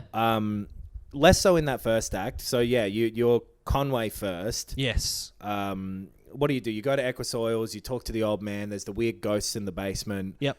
Who You're- disappear. Yeah, you're delivering an antique and you're lost and you're trying Yeah, to find... where Trying it to gets find to. 5 Dogwood Drive. Yeah. Yeah. Yeah. And on your travels, the first kind of weird thing that I guess there's the 3 people in the basement who disappear, but you end up going to that house Yep. and meeting up with Weaver Marquez, Mm-hmm. who creeped me out heaps. Yeah. Right. For whatever reason, I just wasn't quite sure what this game was. I knew nothing about it, and the way that they do all of the otherworldly stuff in this Yeah. is not at all scary. It's not at all like shock or like terror. It's just this. It's one of those. I don't want to fucking bring up David Lynch. I'm gonna try so hard not to, but it's Okay. like David Lynch. Well, you failed there. Fuck! It's so comfortable with how weird it is that it unsettles you even more. Right. Yeah. Because no one seems to be that bothered by the. No one's pointing out like, why do we have a crow operating that fucking machine? Yeah. Sure. Yeah. It's all just it's unsettling the whole It's time. got that kind of like, synthy, weird, supernatural kind of tone to it. Yeah. But doing it in a fresh way that feels very unique. Almost kind of like if Stranger Things wasn't deliberately doing like a throwback to like 80s films and Right. trying to be very like evoking the feelings of a specific film. It does feel like it's got that, like even just down to like this kind of the soundtrack. I feel kind of has that real feel to it. It reminds me, and I know why, because I watched it 2 nights ago. It reminds me of Killing of a Sacred Deer, where it is maybe in an alternate world, or maybe it's in the real world, but some things that happen are just completely inexplicable. Because in that movie, something very, very strange happens that probably has to be supernatural, but it's also like no one's saying that necessarily, and they're dealing with the effects of it as if it's perfectly normal or real.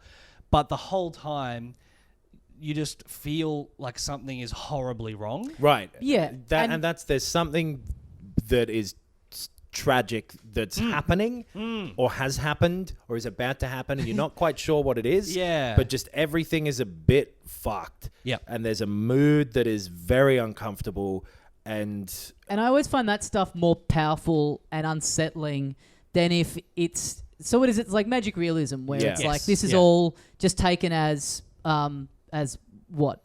For granted. For Essentially, yeah. yeah. It's yeah. it's unremarked upon, but it is Yes. magical. you I got find you that got a more level of a office building that is just bears. Yeah, Yes. yeah. I find that more unsettling than if you've got a character going, whoa, what the fuck? Yeah. What are all these bears doing here? These bears Sure, ate yeah. my documents. Yeah. Yeah. But it also isn't being done in a.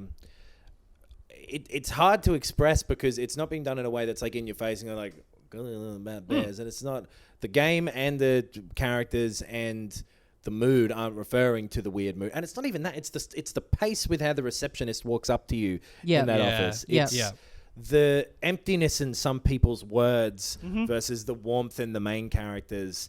There's the whole entire atmosphere. It's the blank faces with literally no expression yeah. in the graphics and the writing's just fucking fantastic the whole way through. Yeah, that's the thing. This doesn't work unless the writing is like, like Oscar screenplay Yeah. caliber, fucking best book of the year, Yeah. kind of level writing. So that bit in the first act where you're with Weaver, Yeah. and I think it happens twice. It happens at the end of the act, but it also happens when you're first with her.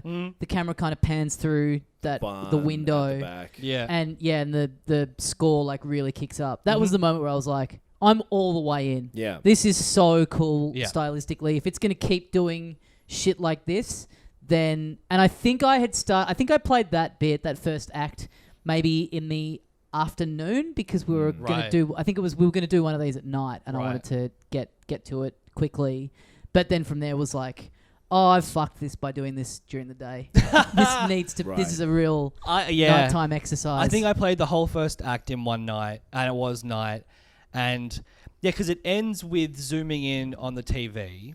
And then Yes. what do you see? Is it It goes through past the barn. There's some fucking... I don't know. The first act I played a while ago now. But at some point she tells you to go look for a sister or a cousin. It's a cousin, isn't it? yeah, Yeah. Shannon, yeah. But I So you like find her, it's- you explore a mine, and then you go back to Weaver's house. Yes. Yeah. Because the cousin Shannon is like, oh, she's been missing Yeah. for ages. Yeah. Go back Like to the we house. thought she was dead, Yeah. but like technically, she's just missing. So she's not there, and then you go through the barn, and you sit, and the barn kind of disappears. She fixes fades the TV, out. right? Because Yeah. that's the first thing that happens. Because after Shannon goes you meet her at the mine. Yeah. And she's like, oh, Weaver told me to come here, which is fucked. Yeah. And yeah. you met Weaver because we haven't heard from her in fucking years and blah, blah, blah. Then you go through the mine, you find out like this weird kind of connection to her family a little bit of like Yeah. miners died, and did they own the mine or did they work in the mine, or there was some connection to her family that I can't quite remember. It comes back up when they're in that memorial. I kind of later felt on. like there was a lot of stuff in this where, did I miss something or I haven't gotten it? But I also kind of felt like there's a lot of stuff that you're not... Yeah. At a certain point I went, I'm sort of never meant to fully get what's going on. I think and I'm that's never it. going to have it explained to me. Yeah. It's like, oh, there's this mystery hanging there. It's not like at the end, surprise, it was... Like once I settled into, you know what, there's big chunks where I'm just kind of... I've got 60 to 70% of an understanding of what's actually happening. Well, I think 100%. the thing that I remember about the mine, and I think it is said, I think maybe they owned the mine, but what made an impact on me was like the fact that there was like a company store in the mine and it sold like completely pointless things like Yeah. picture frames and like TVs that weren't connected and stuff to make the miners feel like they were living a real life in the mine. Yeah. And like that connected with me, that idea of like trying to recreate your life in a situation where it's like not real, but how else can you like live day to day without some sort of version of real life? Yeah. Because it was a power company that owned the mine. Yeah. But Shannon had a connection through her family in some way and felt anger about the mine. Yeah, Whatever yeah. it was, but also loss. And you're right that it's less about the specifics of the plot of like, well, her father died in the mine accident because when she was a baby. It's the tone and the mood It's of the it. feeling in Yeah. any... it's the feeling moment to moment rather than the Yes. attempt to kind of piece together the overall picture. And there were... It conveys it so well at every point as well, and far less well. If you do happen to be listening to this when I haven't played the game, For fuck's we're- sake. yeah. Get out. Yeah. but also we are going to convey it more poorly than the intricate Yeah. writing that Yeah. took 7 years of this game. Yeah. Yeah. 7 years plus. Yeah. So yeah, you go through that mine. Thingo hurts his leg. Conway hurts his leg, and That's right. there's like a fall of some rocks. Yep. And at some point, they get back to Weaver's house.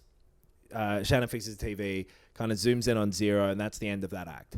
Yeah. Well, does the first act, you see something on the TV, maybe it's horses, then the last shot, is it the truck driving up to the horses Yeah. and then going through the tunnel into the zero. That's yeah, right. it's like Yeah. camera pans through the window and then That moment was, this might be my favorite game. Because like Right. everything up until then, I was really into it. There wasn't sort of a moment where it clicked for me just liking it full stop. I think I was in from the start. Right. Even just like the font in the menu. I was like, oh, okay, I'm going to like this game. But it was, the ending of Act 1. And I was like, oh, fuck, this is good. The thing I ended up getting loving by the end that I can tell will be one of those things that I'm very nostalgic for if I like boot this up again or whatever. The weird kind of like thudding sound effect of like moving through the text. Yeah. Right. That kind of weird, flat, bouncy sound is just, it's such a small thing, but it just suits the tone of it all so perfectly. Yeah. I love how, as well, it gives you so many dialogue choices for most things. And I think you said this on the regular one where reading them is the point. Doesn't Yeah. matter which one you choose. It's all just like giving you this sense of all these different directions. it Oh could yeah, go. yeah. That was my thing of like, Right. you want to read them all, and the choice isn't the point. Reading them is the point because you get the tone of the whole And story. kind of conveyed. them blocking you out from the other ones is part of the point. Right, Because there's right. often 2 or 3 interesting ones. But Yeah, you can only yeah. pick one and it goes in that conversation direction. And then later on, they're like, nah, moment's gone now. See you Yeah. later." Well, there was also, I think this might have been not long after you said that, I got up to a bit where all the choices, there were like 4 choices and they were kind of all referring to each other. So I was reading all of them Right. and it was like they were a conversation Yes. with each other. Yeah. And that was truly a point Right. where I went, oh yeah, it's not in the this is like kind of a joke almost. Yeah. It's yeah. like this is a conversation that's happening between all these different dialogue options. Yep. It does such a good job of getting you into the mood of like, this isn't a game to be completed by ticking every box. Yeah. Yeah. You have to fall through this and Well- bounce off of some walls, but the point is just to let it happen. Yeah. I know it's a story beat, but seeing the ghosts in the basement of the gas station at the very beginning, Right. you say different stuff to them and they just do not respond. And I kind of think that's in there to Right. deliberately show you early on, nothing that you do matters. Yeah. Doesn't matter. There's no, don't worry, don't stress about your options because ultimately the end result is going to be the same. Yeah. Yep. So yeah, I think that really, once I started going, I was like, yeah, I don't need to. Oh, right, what's going to get me the best ending or whatever? It's like it Yeah. just doesn't matter. Like Which- the next minute might be slightly different, and I'm sure I did miss stuff here and there. There is one big chunk that we'll get to eventually where I think that's true, Right. more true than the rest of the game. But yeah, But part of the point is the point is the journey, not the destination. I I mean, suppose yeah. maybe that's a little bit of subtext.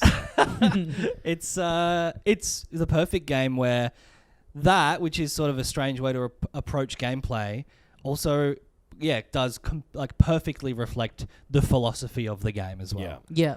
yeah. Before the second night, you get the first interlude, which is the 3 ghosts that you saw in the basement: Lula, and the other 2, Bob, or are they later? But that's them, right? Yeah, because It some of the is. same characters kind of pop up. These and are disappear. the 3 and- people who, because they're on there's tapes of them, and they're in the cave later. Do they work in the TV station at the I think end? they as do. well? Yeah, they do. Is it like Lula and like Bob and Bill or something? Something like that. Bob and Bill are doing something together Yeah. Yeah. in the TV station. Yeah. I think it's because those you're playing as characters. Emily in the TV station. Lula's gone. Lula works in that office. Yes, So that's right. there's a few people who kind of come and go and float and disappear, and their roles aren't defined. Yeah. And they seem to have had multiple lives or existences, which again is kind of part of the point. Yep. It's just going like, time is fluctuating a lot because as you go on, it becomes pretty clear that this is all limbo or death or some sort of afterlife. Or it's just before it, or just in some other Yeah. sideways version where this is all the reflections of someone or some people on life. and it's never really addressed or made explicit or anything. Yeah. But like there's some androids who join you later, so it's Yeah. kind of implied that like, hey, maybe a bunch of people from all sorts of different times and places are here. Because they make robot noises as they move around, which was very confusing at first. Took me ages Yeah. to work. In fact, I think Yeah. I read on the Wikipedia like, oh, and you get joined by 2 robots. I was like, oh, they're robots. Yeah. Okay. At some point, Ezra starts calling them robots. Right. It took me a full act, I think, to Yeah. Yeah, figure same. it out. Yeah. Yeah. Yeah. Um, But So- so the interlude is the art gallery, right? Yeah. Is the first one? Yeah. Interludes the art gallery, and at that point they are the 3 that were underneath the gas station. Yes. I believe it is the same 3 people because that was it must be Emily. So I think Emily is playing games with them in the gas station. So Lula is someone else. I'm looking at the Wikipedia thing, and Lula Chamberlain is in the installation. okay. Well, Oh, no, no, sorry. it's her It's her- It's an yes. exhibition of her work. So it's Emily, So Bob, and Bill walking around. Yeah, and Lula, because it has her tapes and recordings and stuff. Yeah. Because she went with the 2 other guys who aren't Bob and Bill. No, it's the fucking guy burning the computers. Yes. And another one who maybe you don't meet. I can't remember. Yes, I think you're right. But In any case, getting yes. into this, and you're just basically in this, walking around this interactive exhibition, Yep. and you're now playing as these 3 people that were ignoring you for reasons that are absolutely not clear, Yeah, and then these disappeared in weird the gas guys. station. Which when Was- I played this interlude, I didn't make that connection that they were. Oh, really? No, I just thought it were completely random people, and I was just on board to see what they were going to explore in this art gallery. Right. Didn't even know or think it would be connected to the main story. Well, 'Cause yeah, I mean, I kind of thought, oh, okay, you're playing as them. That's them from before. Right. Cool. All right, there's going to be, I wonder what the significance of them is. Okay. They are real people. They were really there. Why were they ignoring him? Da-da-da. Like, I was kind of piqued by that. And Right. then also just walking around this room and seeing an exhibition. I was like, this is fucking awesome. And Yeah. just before this as well, you've seen Lula Chamberlain, and she's working at some office and gets that rejection letter from like an arts grant or whatever. Oh, yeah. You go through and you read that rejection letter, like, hey, we're not going to display your stuff, sorry. Or you Yeah. can't come into this society. Sometimes it takes people like 8 goes before they get in. Yes. Yeah. And yeah. so you're playing as her in the office that you see later on, and then Right. you go into this art gallery. And that's often the way with these interludes, that they will set up something that will become clear later in the following Yeah. act. Yes. Yeah. Yeah. Very much. So yeah, you go through that art gallery, and then you are suddenly in the Bureau of Reclaimed Spaces Yep. downstairs. I love the big fucking Oh. titles as well. The Act 1, Yes. Scene 2, and then just Yeah. a big Good. like boom, a gas station or yeah, whatever. yeah, Yeah. that's great. Just the choice of font, like everything Yeah. about it is like same as the, Control sort Yeah. of thing, where Yeah. it just looks real nice. the people making this have thought about every aspect from Yeah. from an art perspective. I also just loved the stuff that's written about her works in the exhibition, and I thought that was like so believable. Like, it Yes. did really read as something that, even though it's got that fantastical element of like, something about all her works have always been hard to have. They've had to build buildings just to have them in and all that kind of stuff. But just the way that was written and everything, it was like that is something you would just read in a gallery. Like, it was worded perfectly. Totally. It's also that entire interlude is something that you would read as a short story. Yeah. Just a very atmospheric, specific little points of detail, really well written. Everything in this is like that. The whole thing, Yeah. I keep saying, but it's like a play, like a really good American play. Yeah. But could only have been done in this medium. I think it works so much better in this than as Yeah. an animation or a book or whatever. Totally, yeah. Second act, you go through that Bureau of Reclaimed Spaces. It's a lot of that like afterlife mixed with office culture stuff. Yeah, the bureaucracy of death. Yeah. Everyone's very blasé about these fantastical things, like, oh yeah, turn around at the giant crystal and all of that. This is where I started to get a little confused. Right. I reckon where it started referring to the crystal and the order of the things, and you go here and you got to turn around, and then You couldn't find where to go. No, I could. I didn't have any issues with Right. it, but just conceptually and it's in the narrative, I was just like, I'm not sure where we're going here. Because you're this like just soul of the earth antique truck driver. Yep. And it kind of is a little weird at first when he's not like, hey, this highway, Yeah. what's up? Yeah. What is? And I was a little concerned because like the just the name of like the Bureau of I started to think maybe this would be a little twee for me. Right. I was a little concerned I wasn't gonna be all in. Sure. Yeah, this specific point, I Yeah. was a bit the same. Like, officers, hey? It I was definitely- a bit like, It's the oh, most boy. well-trodden part that this Yeah. game, I think, covers. But it's brief, and then what it pivots into, Yeah. the back end of this act, Yes. was just really something else where I was like, okay, I am back all the way in. Because Shannon Yeah. is kind of saying to you the whole way through, like, hey, your leg's getting a bit fucking weird. What's up? Hey, should we go to a doctor? Your leg's a bit weird. You're like, no. Or Conway is like, nah, don't worry about it. We'll keep going. We'll find this thing. We've got to get to this file, which isn't there. That's right. We've got to do a favor for Lulu, who's going to help us, but she needs, some file or something. They're There's a only up few- to F out of, they're like cataloging everything. Yeah. There's all this office shit. There's an old church that they now use as a filing place because they moved into the church and the filing place is now the church. Yep. But no one goes to the church, but this janitor kind of keeps it up anyway and he's not quite sure why. I really like that. Yeah. The thing of him just like, I kind of do it every day, but no one really comes. Yeah. But I don't know if they do even. It's got to happen. So that's my job. Mm-hmm. At some point after that conversation, you collapse, or Conway collapses, not feeling good with his leg, and so they kind of go, all right, well, fuck it. We got to rush off to a doctor. Yeah. Mhm. We need to see a doctor here. Got to happen. We need to find one. Mm-hmm. Where's there a doctor? Mm-hmm. And this is when someone tells them that it's at the museum, I believe.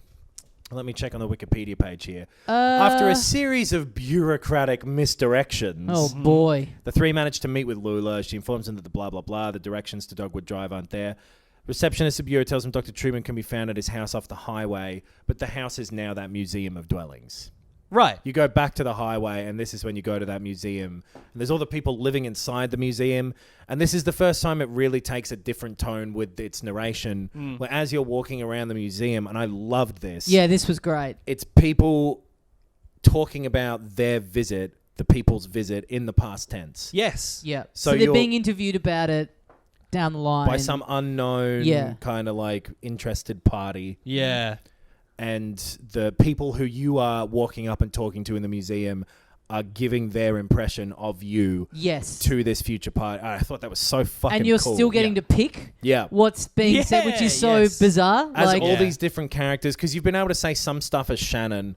Because at the Yes. start you think, I'm Conway I'm for Conway the for whole the time. whole Totally, thing, yeah. yes. You Yeah. get a couple of options as Shannon, you're like, oh, okay, cool. I guess I'm these two. Yep. And then you start getting these random fucking people's things. Yeah, but yes, so in the museum, it's like he went into the back of the cottage, but he didn't realize that Bill didn't live there anymore, and he'd left. You like it gives you this Yeah. this exposition as well as describing what you're currently doing, And it's lets very you creative. choose parts of the story where, like, you walk into that one house.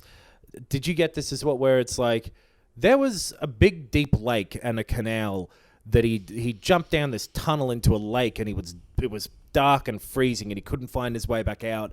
And I had fucking Conway go on this whole weird adventure in one of the houses just because I was picking dialogue options that led to that. Oh, yeah, I definitely went on an adventure, and some of the time the screen fades to black as you get more Yeah. and more into the text tree. I don't know if it was that exact one, but that definitely happened. Because Yeah. there's some options around there, and there's heaps of different little paths and things that it's happy for you to go down Yeah. and then come back to, because all of them are just these brief little asides. Yeah. Most of the structure of this game, and it's so fucking cool, is like, what's the serious version of a sketch? What's that called? A short story? I guess just a short film or a short story. They're all Yeah. these Yeah. separate, disconnected little mood vignettes. pieces. They're vignettes. Yeah. Little vinaigrettes the whole way through. salt and vinegar. Yeah. that don't have a point. None of them are plot. They're all mood. They're Yes. all Yeah. tone. They're all Yeah. these nice little stories that have they're little fables. And I Or you write a fucking song. You love know, that. we're jumping Yeah, ahead a bit, yeah, but you yeah. get to pick the lyrics of a song. You get to write a poem. We Like, should maybe speed it up a tiny bit, I guess. but yeah. hey, it's rare that we've all played the same amount of something and all feel the same way about it. Yeah. So let's just enjoy this nice warm bath. True. Yes. Yeah. For the sake of the friendship, Adam. But so this is the bit where it is the museum where you're going through the museum. You're like, I got to go up to the roof, maybe. yeah. And that's where you meet a little boy named Ezra. A very funny little boy. A very strange little lad. A peculiar little lad. And because you've seen a big old fucking bird in the background on your way up. Yes. Very cool. The silhouette flying past at speed Yeah. behind the trees. Julian. Yes. Such a good name for a Yeah, bird. it is. This is my giant bird, Julian. So you meet Ezra, and he's probably the weirdest character you've met until this point. Yep. Because he seems to be like immortal or something. Maybe immortal, maybe just normal. Like, that's the thing with this game. At no point was I entirely sure which side of the line it was coming down on. Yeah. Fully weird supernatural, or like a slightly metaphorical representation of a really real thing, like a kid whose parents have disappeared. Right. Right. And who's like found shelter in the forest. Because my ultimate impression of him by the end, and of everyone's story, is that at some point they were no longer alive. Right. And this was sort of a purgatory journey type of thing, at least in a metaphorical way. And they all we'll get to the end of the end. Sure, but that's interesting because at this point, in terms of Act 2, I'm not thinking that. No, me neither. And by now. I don't necessarily think that that's how I view it as a whole. But yeah, let's maybe... I don't necessarily think that that's what it is. Right, It's right. just kind of the way that it seemed to wrap up a bit at the end. Right. It's interesting to think about playing this in real time as it was coming out and having a big gap in between Act 1 and Act 2, because Act 1, it definitely has bit of, some supernaturally stuff happening, but it still is keeping it, you could walk away going like, oh, that's just our reality. There are set only in the real absolutely. world. But then this act, I mean, there are very quickly. There are 4 characters who are ghosts in that first one, and then there are all those ghost miners who follow you through the mine. Do you remember that? Just like the silhouettes of them. Yeah, That was yeah. such a fucking cool visual. I just remember wanted to bring that. I they do. do. No, As you're yeah. going through it. But anyway, like, But you're more, right. Yes. more or less, yeah. Those could It's be like- stylistic metaphors I guess so. within a very normal, straightforward story. Yeah. Well, I mean, it could be the real world, even down to the fact that Conway is like, the people in this basement, why aren't they talking to me? Yeah, Like, so right, that is yeah. kind of the one point in contradicting what we were saying before. That is one point where he's like, why is this happening? Yeah. Why I are these guess it's- people yeah. ignoring me? Yeah. But my point is, like, then we come in almost immediately, Act 2, straight off the bat, weird shit happening non-stop. Yes. Yeah. Floor of bears in the department, the justification of like, oh, the reclaimed spaces and everything. It's like what, True. and all of this stuff, and then this museum, it really ramps it up so quickly Yes. into the supernatural and to such an, and then you're being carried around by a big bird Yep. who's the True. brother of Ezra. I Or think is- Ezra just calls him his brother. He's Right. just like, Yeah. they're co-workers and friends, and they're... Yeah.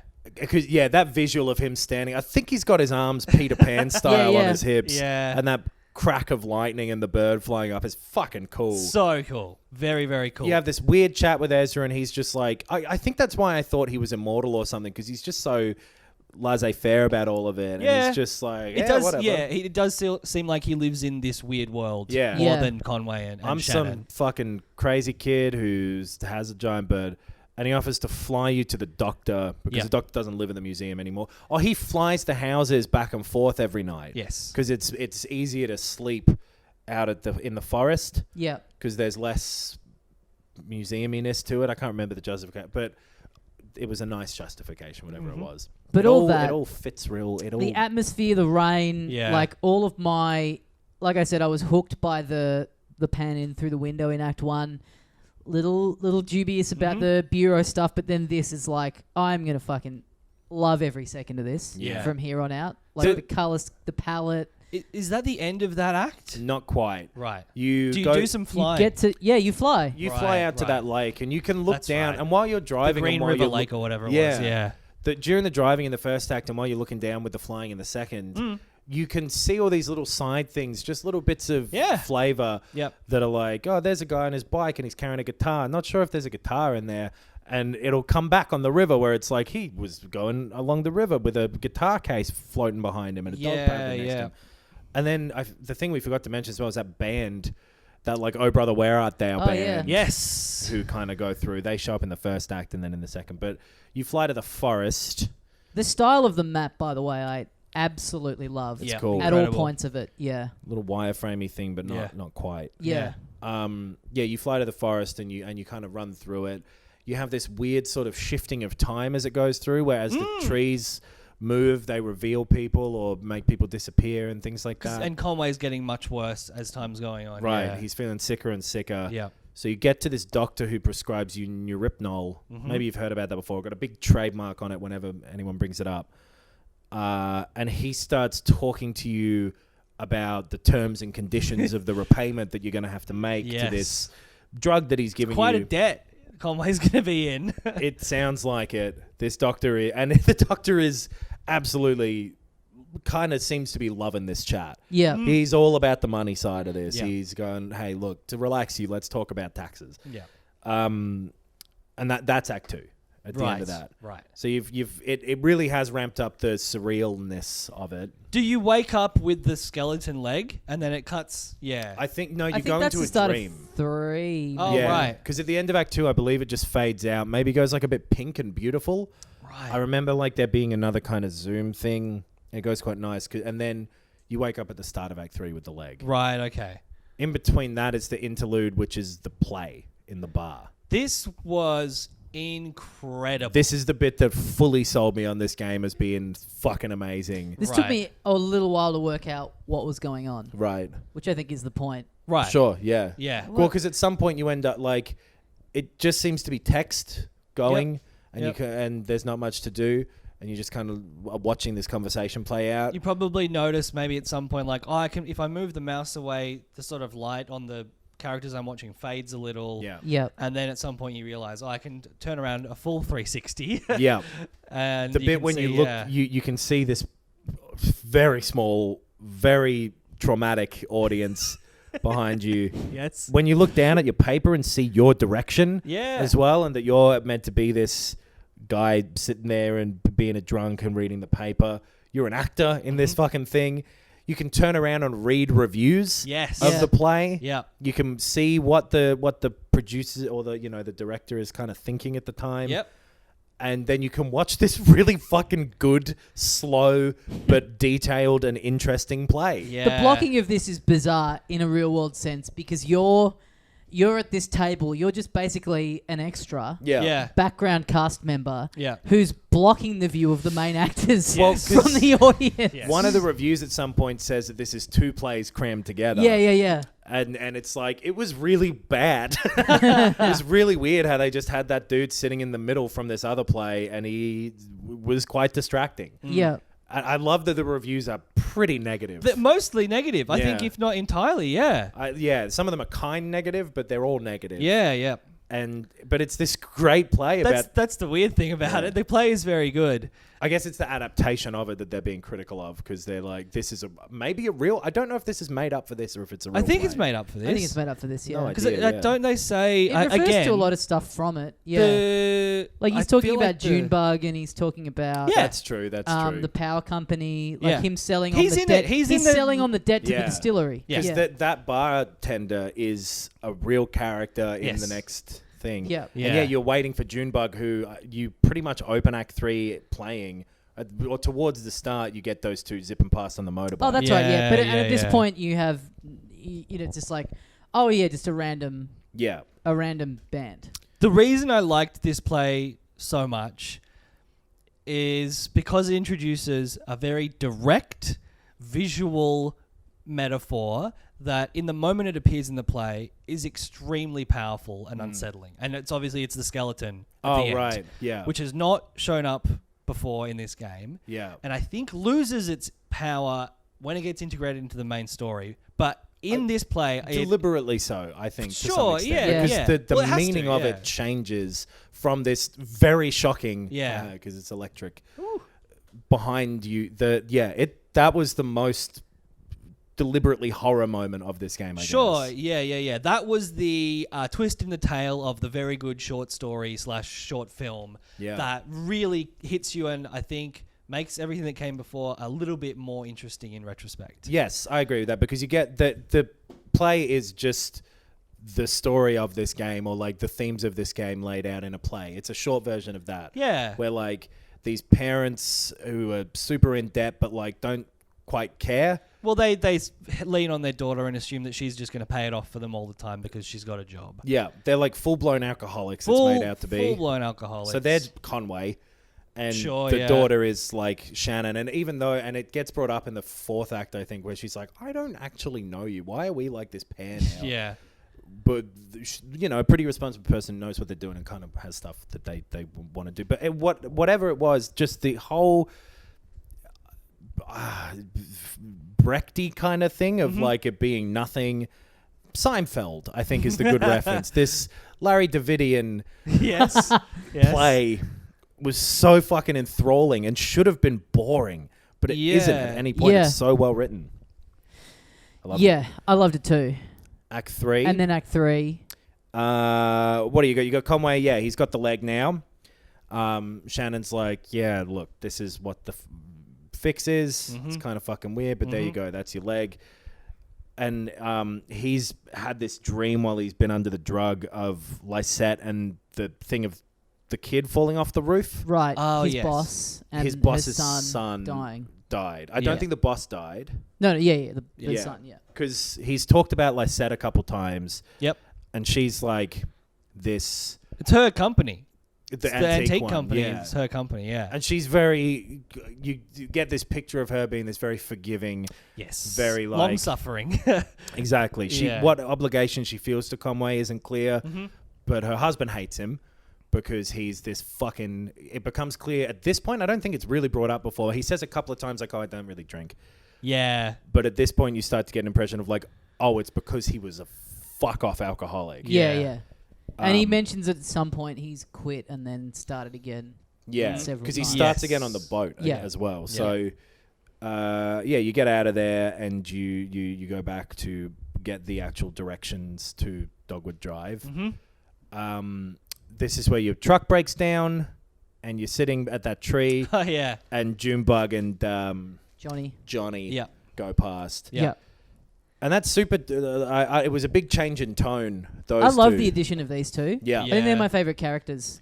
'Cause- Kind of counting them as one because Right, they are yeah. linked the entire time. Yeah, for sure. And it's this weird thing of like, oh, like they're androids and this is the singer from the play, so the play was real. It wasn't just a thing. Yeah. Yeah. That starts to sort of become more apparent. Yeah. And then you go to that bar. Yes. Because you kind of join up with them. I guess what do they fix it or they just give you a...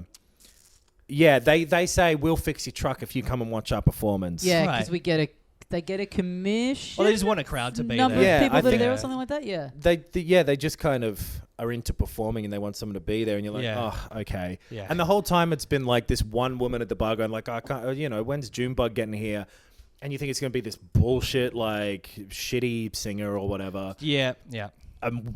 Maybe the most beautiful moment in this game. This is my favorite bit of the game. That fucking song that you Yeah. get to make and is just like it's got singing. Yeah. It's incredibly Yeah. well made. Yeah. You choose the lyrics. The roof kind of Literally blows the disappearing roof off off. the... Yeah, this was my favorite part. The clothes just changing. Yeah. It Yeah. is the most directly surreal part of the game yet. And it's fucking moving. yeah. Yeah. It's a beautiful song. It's a Yeah. legitimately great song. And they keep talking about how like they're not quite sure what the song's about, but they feel something from it and all this stuff that directly ties in to how exactly the fuck you're feeling when this song is going. Yeah. This fucking game's awesome. Yeah. But yeah, you watch that.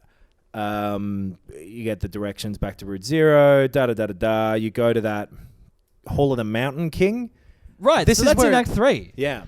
This bit goes for ages. Yeah. Is this the Yeah. longest act? Or Yeah, maybe- oh, I this- think this maybe it is. is, Yeah. This was a real late one for me. Yeah. Yeah, I mean, I didn't need this act to do anything else after the song. Yeah. And then it goes for fucking so much longer. This act feels like the developers like realized, oh, we love making this, Yeah. and we've got so many fucking ideas, and we're just gonna have to do them all, I guess. Because this act, you go from... You do all the stuff we've already said, then you go to this Hall of the Mountain King. You walk around there for quite a while. Yep. One of the guys from that expedition that you've kind of heard tapes of back Yep. in the art gallery Yep. is there. He's made this weird computer cave. Then you go out the back of that to get something to fix this machine that you need to find the address to Dogwood Drive. Yeah. It doesn't really work at first. From there, something happens. Yep. And I loved how they did this. You're fucking Ezra and Junebug and Johnny outside of the church that they're Oh, going yeah. to. Oh, yes. You're in that graveyard. He goes and looks for a lizard or whatever. And then Conway and Shannon come back out of that church and they're like, fuck that. We're not Yeah. talking about it. Fuck Yeah. that. That was crazy. Go back up. You fix the machine. you do this whole weird text adventure thing. Yes. Yeah. In the machine. Yeah. What is it called? What's the machine called? Like Xanadu. Xanadu. Yes. Xanadu. Yeah. And before you fix it, you've got a thing where Shannon has like a magnet or something. Yeah. And you can push a button at any time to just fuck the screen and make it go all wobbly. Yeah. And then when you're doing this weird game, it is directly tied into this project that the computer guy was working on. Yeah, because isn't the game, it's like a recreation of What they've been right, doing. yeah. It's meant to be this simulation of the universe. Yeah. And so then you hire Mark Weaver at some point from this university, and you can kind of skip a lot of this because at some point Ezra is like, "Oh, we can go now." I guess. Yeah. Yeah. But yeah, everything that's happening in this little game, which is basically a series of 3 choices, each time you make a choice, it gives a bunch of points to one of the 3 columns. Yeah. But each time it's sort of revealing a little bit about maybe what actually happened. Donald. It's sort of unclear. Donald. That was his name. Yeah. And yeah, Lula was part of it, and there was like an expedition where they went down into a cave. And there were, what were they called? Like the strange people or something? And they're these skeleton people who you've Yes. seen in the play, and they're kind of scary. Yeah. And they're meant to seem dangerous. You find out later on that they're scary for other reasons. And it all starts to sort of all be part of it. And This all these is the most dreamlike part, I feel. Yeah. Like. This is where it's like, I can tell exactly what's happening moment to moment, but I don't know why. I've kind of forgotten what the context was. Yeah. I don't know what I'm meant to do going forward, really. And this is where you've got to kind of throw away all your idea of trying to plot together and it picks up more and more as well as it goes on. But like, you aren't meant to go like, well, Weaver was this age when she went from the university to work with Donald. And Donald and Lula made the machine and went down into the caves at this time. Yeah. It's all just the same characters popping up because they all represent things that are necessary for the mood at that point. Yeah. And you've listened to bits of these tapes Yep. in the exhibition. There are specific moments that connect, aren't they? Yeah. Yeah. Yeah. Which is cool, and I like that it all fits together while still being completely nebulous. They do that really well. So yeah, you get the directions off of this thing. You know where Dogwood Drive is, so you're going back now to the Bureau because you're going to get the ferry. Yes. When you're waiting for the ferry, Conway talks about what happened down in the fucking... when they went into that church. Yeah. And then you have this whole section where... Another bit that goes for ages. Yeah. This is a fucking stacked act. And then you go into this... It's literally a distillery that tells Conway he is absolutely beholden to them and will be brought under and indebted to them. Yep. Like, it couldn't be more of a heavy-handed metaphor. Sure. But it works really well. It really does, yeah. I think it's the way it's expressed visually is so evocative. Yeah. It's like simplistic, but like, fuck, having a glowing skeleton just means something. Yeah. and it's casual. Yeah, It's another thing of the like, hey, weird magic bureaucracy, wasn't Buffy good? But like, it does it so well because you drive around this entire fucking distillery for ages as this skeleton giving them a little direction tour thing. And then at the end you're like, oh, well, sorry, that kind of cost some money. You're in debt. You've got to pay that back somehow. I was like, and it's all this power company, the Consolidated Power Company, something like that, who you keep hearing about. Yep. And the whole theme of just like debt that is like manipulative debt. Mm-hmm. That you slip into so easily. Right. Yeah. Through medicine and through drink. Yep. And just through the existence in like a capitalist focused exploitative system. It's cool. It's well done. Yeah. It also doesn't skirt around maybe it being Conway's fault. Yeah, totally. That's the thing because it is someone trying to get you under their thumb, but Conway wants this. Absolutely. By the end of it, especially the drink part of it. Yeah. And maybe it's because he's so depressed and so crushed and he's too weak to be able to resist it or something like that. Because as it starts happening to him, that's when he starts slipping back into the drink thing. Yeah. But it's nuanced like that. It doesn't tell you anything here, which is fun. And they're like, at a certain point, they're like, so you're not going to go back are you? And he's like, well, I got a debt. Yeah. What are you Yeah. going to do? Yeah. I got to go do it. I gotta go. And I so gotta I show up to said I would. work. Yeah. I wasn't brought up to run away from that stuff. Yeah. Which also, I kind of like that it's always him going like, well, it's one of the least dignified things you can do to die with debt. It's like, why the fuck do you think that? Yeah. Get out of it, man. What's wrong with you? Yeah. But yeah, those skeletons suddenly become less threatening Yeah. in the way of being skeletons, but they become more threatening the way of being like, oh, fuck. Yeah. Because he's kind of funny. The Yeah. guy that's Yeah, like yeah. showing you around, he's like kind of goofy and he's got pretty silly tone about the Yeah. whole thing. And he's clearly bought into this system. Yeah. Because he's like, hey, sometimes I'll work, we work in the evenings as well to give ourselves a bit more money. We want to get out of this debt.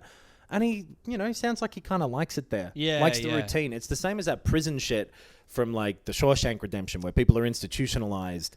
Sometimes people want that thumb over them so that they don't have to think about where they want to move. Yeah. It's yeah. easier. Yep. And Conway's one of those people. That ferry shows up with the huge mammoth, which is fucking rad. yeah. That was Great another way to end great the act. moment. Just the Yeah. big like, Whoa! Yeah. Yeah, we're like, what is that noise? Oh, it's a mammoth. So good. And then the prelude to Act 4 is what? The hotline. Oh, yeah. Yes. Fucking phone is awesome. Another Yes. just insane stylistic turn where you're just on a phone and there's You pick up the receiver at Yeah. the start. It's And so good. The cord jiggles around so Yeah. well. It's so Yeah. well animated. And I was very impressed as well, by the way, with how the driving worked Yep. in that distillery. Because you just kind of point where you want to go. And the cunt fucking figures out how to do a 3-point turn. Yeah, I Yeah. remember that This as is well. crazy. Yeah. outside, if you exclude the song, the only example of voice acting. There's a Oh, no, little- later on, yeah. Yeah. Like the yeah. TV and stuff has a little bit at the very end.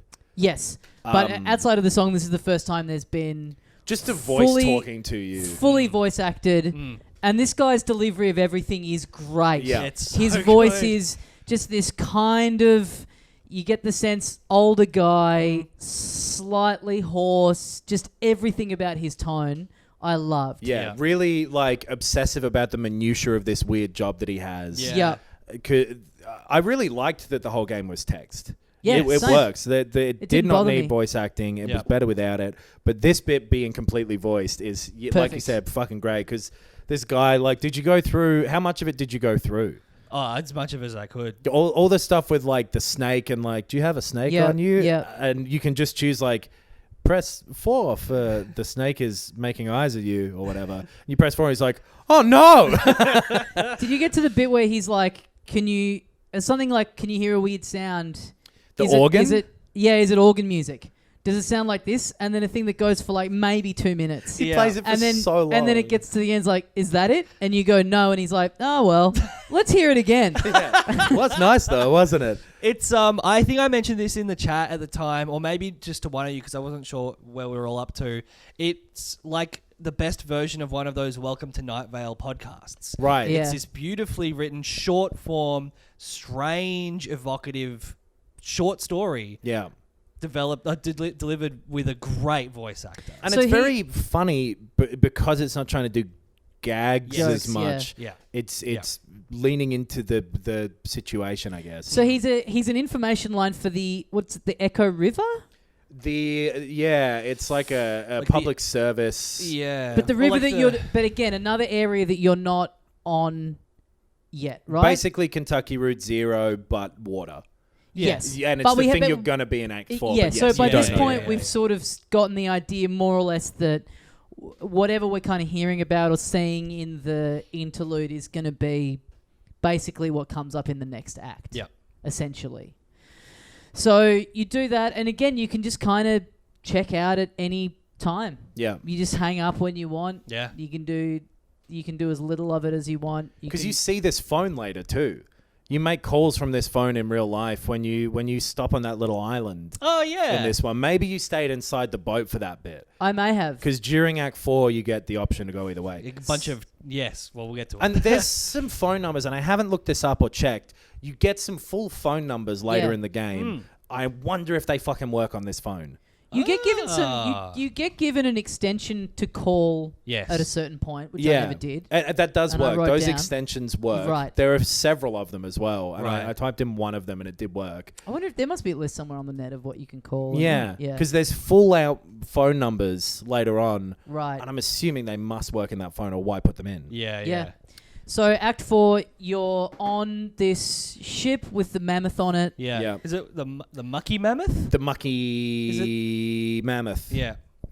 Yes. There's a little tugboat ferry thing. It takes people around on the Echo River. On the Yep. Echo River. You've Yeah. suddenly got a couple more people with you. Yep. You've got Kate, Will, and Clara. Yeah. Kate and Will both kind of run the boat, and Clara's just a passenger on there. She plays a theremin, Yeah. which she does later on for Kate you. and Will still part of the monarchy. Harry and Meghan. Jeez, you're right. Oh my goodness, the depth of the writing here is. So you spend most of this act, going around the Echo River. Yep. And at Just like every a guided tour almost. Yeah. And this part, the map that you're going around, beautifully done. Yeah. Little interludes kind of during it as you're sailing from Yeah. from destination to destination, and several points where you can decide what you're going to do. And I think this is the bit where it's probably easiest to miss big chunks of it. Yes. Not miss, but yeah, there was one bit without. where I was like, oh yeah, I'll do this. Oh, hang on, I didn't see what they got up to on that bit. So yeah, and you don't. Yeah. Yeah. This is definitely the one to go back through twice, maybe, if you're going Yes. to. Because, you get the options of...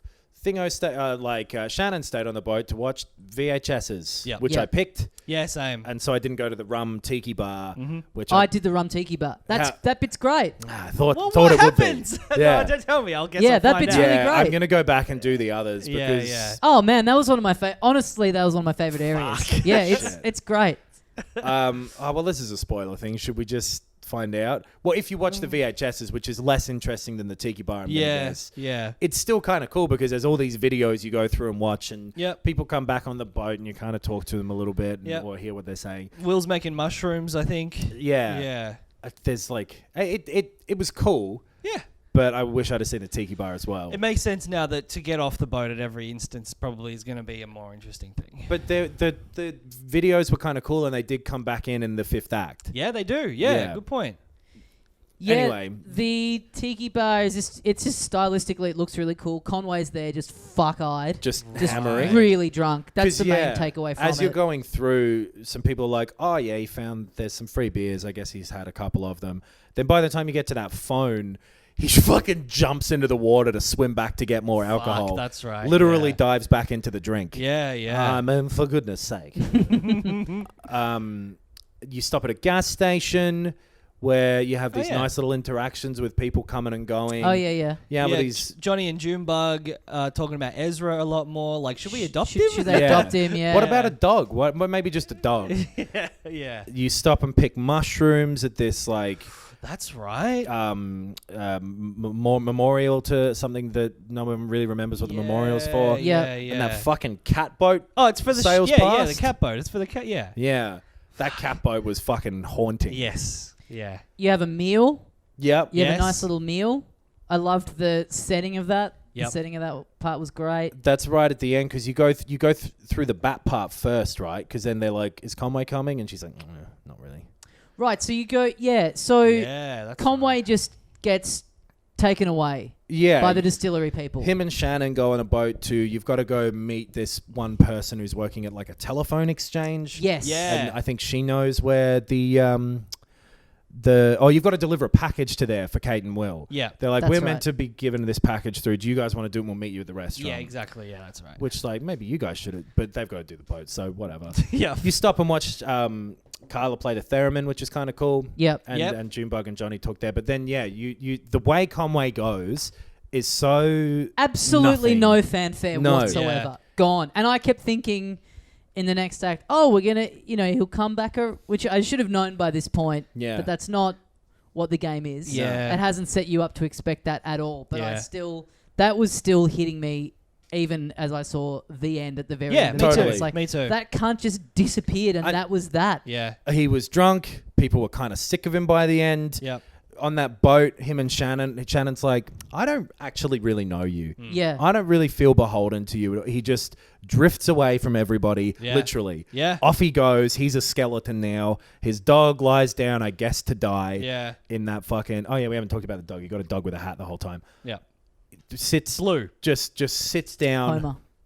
I called it nothing. I restarted the game to give that dog no name. What? I called it Homer at first and quickly realized in that first act, I'm not comfortable with this. I feel like the dog has no name. Right. I knew that was what the story that I was seeing was. Yeah, right. And right. that's the fucking thing I love this whole way through the game is that every dialogue choice I made felt like I was just helping write this story and that Yes. there was a right one, not because it was the best one or it gave me more fucking XP or whatever, Yeah. because it just fit. Yeah. Yep. And you feel one that fits every single time. Yeah. Yeah. It's fucking dope.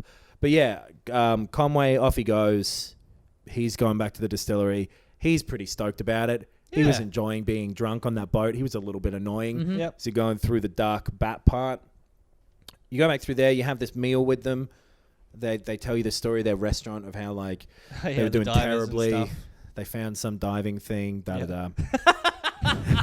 It's I nice. I liked that how it was two different perspectives on the same story that had two different effects on the people involved. Right. Because it teaches her how to cook and stuff, and it teaches him where to go diving to find the treasures. But every time he's like, I'm not sure if they were like making up a story. Yeah. They're trying to misdirect me because diving's a competitive thing. So Totally. every time I go diving, I might be taking a wrong turn on purpose. And they fucked me and I die. And she's got this inspiration from it, and he's got this now like perpetual fear Yeah. of his job, Yeah. which is sick. Yeah. They find the little ladder. Mm-hmm. They get back to their truck and they're like, oh shit, it's up a ladder. Well, I guess we're leaving the truck here. Who cares? Yeah. This is the last one anyway. Like, Yeah. Lysette doesn't want it back. Conway even gives it to Shannon and she's like, whatever, I don't need a truck. Yep. So they just climb up the ladder, end of Act 4, and then you get your second last interlude, The TV station. which is the TV station. Yep. Yes. Big storm outside. Damn. Yeah. And you've heard about the flood. Some people have talked about the Yeah. flood during Act 4 of like, oh, it's terrible what happened at that TV station. Mm-hmm. And then you see it. And they talk about it like it happened forever ago. Yeah. Down Yeah. in the river. Mm-hmm. You stop at that one place where they make a bit of extra cash by doing the research. Yeah, the personality tests and the Oh, research yeah, stuff. yeah. Yeah. Which is a weird little side thing. That's another great sort of stylistic shift up where Yes. Yeah. your dialogue, the dialogue choices, it's people watching security tapes. Yeah, yeah. And it's like, oh, now let's put the tape in when they came back in the room and did that. Yeah. Yeah. But then, yeah, you go through that whole TV station thing, which I fucking loved, being back in the world of community TV. Just a whole bunch of fucking weirdos. Fuck. Yeah. A crow who could do a job better than any other. Yeah. Very realistic. Yeah. Just some dull fucking people talking about nothing. Again, the way that you interact with this scene is different to any other part of the game. Her Yeah. board sketches appearing on the screen as Oh, you yeah. look at things is so fucking I cool. thought that was great. So great. And this is voice acted, isn't it? The person who's on camera? The phone is voice acted. That's right. Yeah. That one guy yeah. over the phone who's like, yeah, I think I saw some raccoons out there. I've been watching them for a while, long enough that I gave one a name. Just like a community TV weirdo. Yeah. I liked his voice acting too. Yep. It was- Yeah, it's good.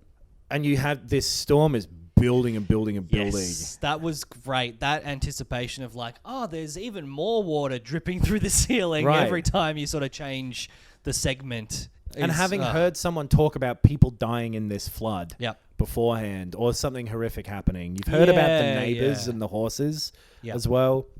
And so, yeah, it just kind of plays out as... I can't really remember how that act ends, or the prelude thing ends.